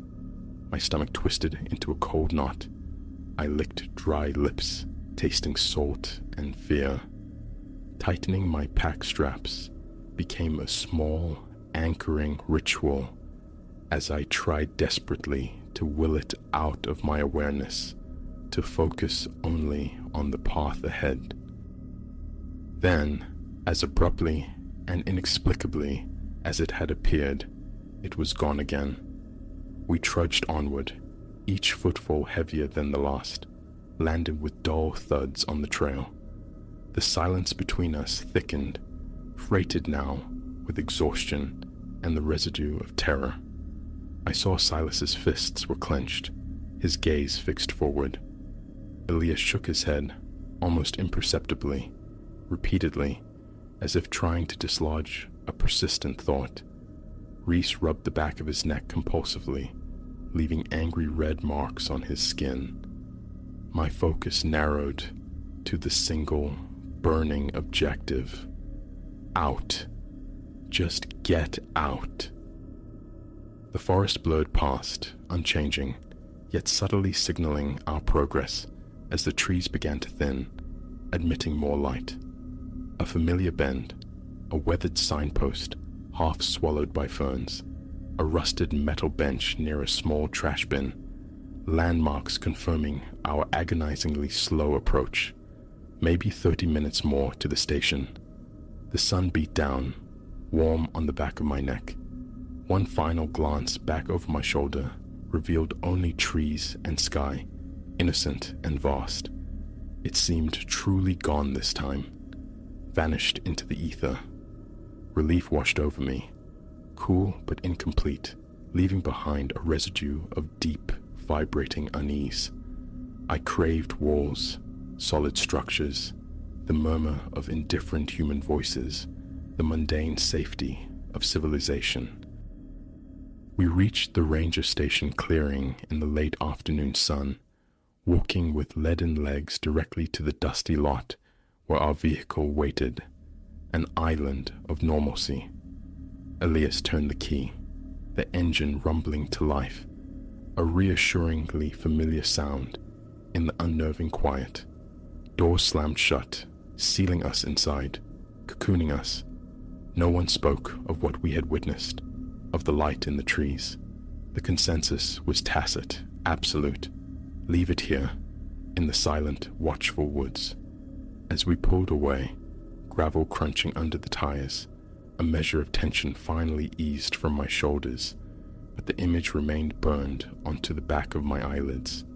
That silent, luminous watcher, moving with impossible grace. Had others seen it? Would they believe it? We never asked, never filed a report. How could we articulate the inexplicable, face the calm, rational skepticism? We drove towards home, towards the illusion of forgetfulness.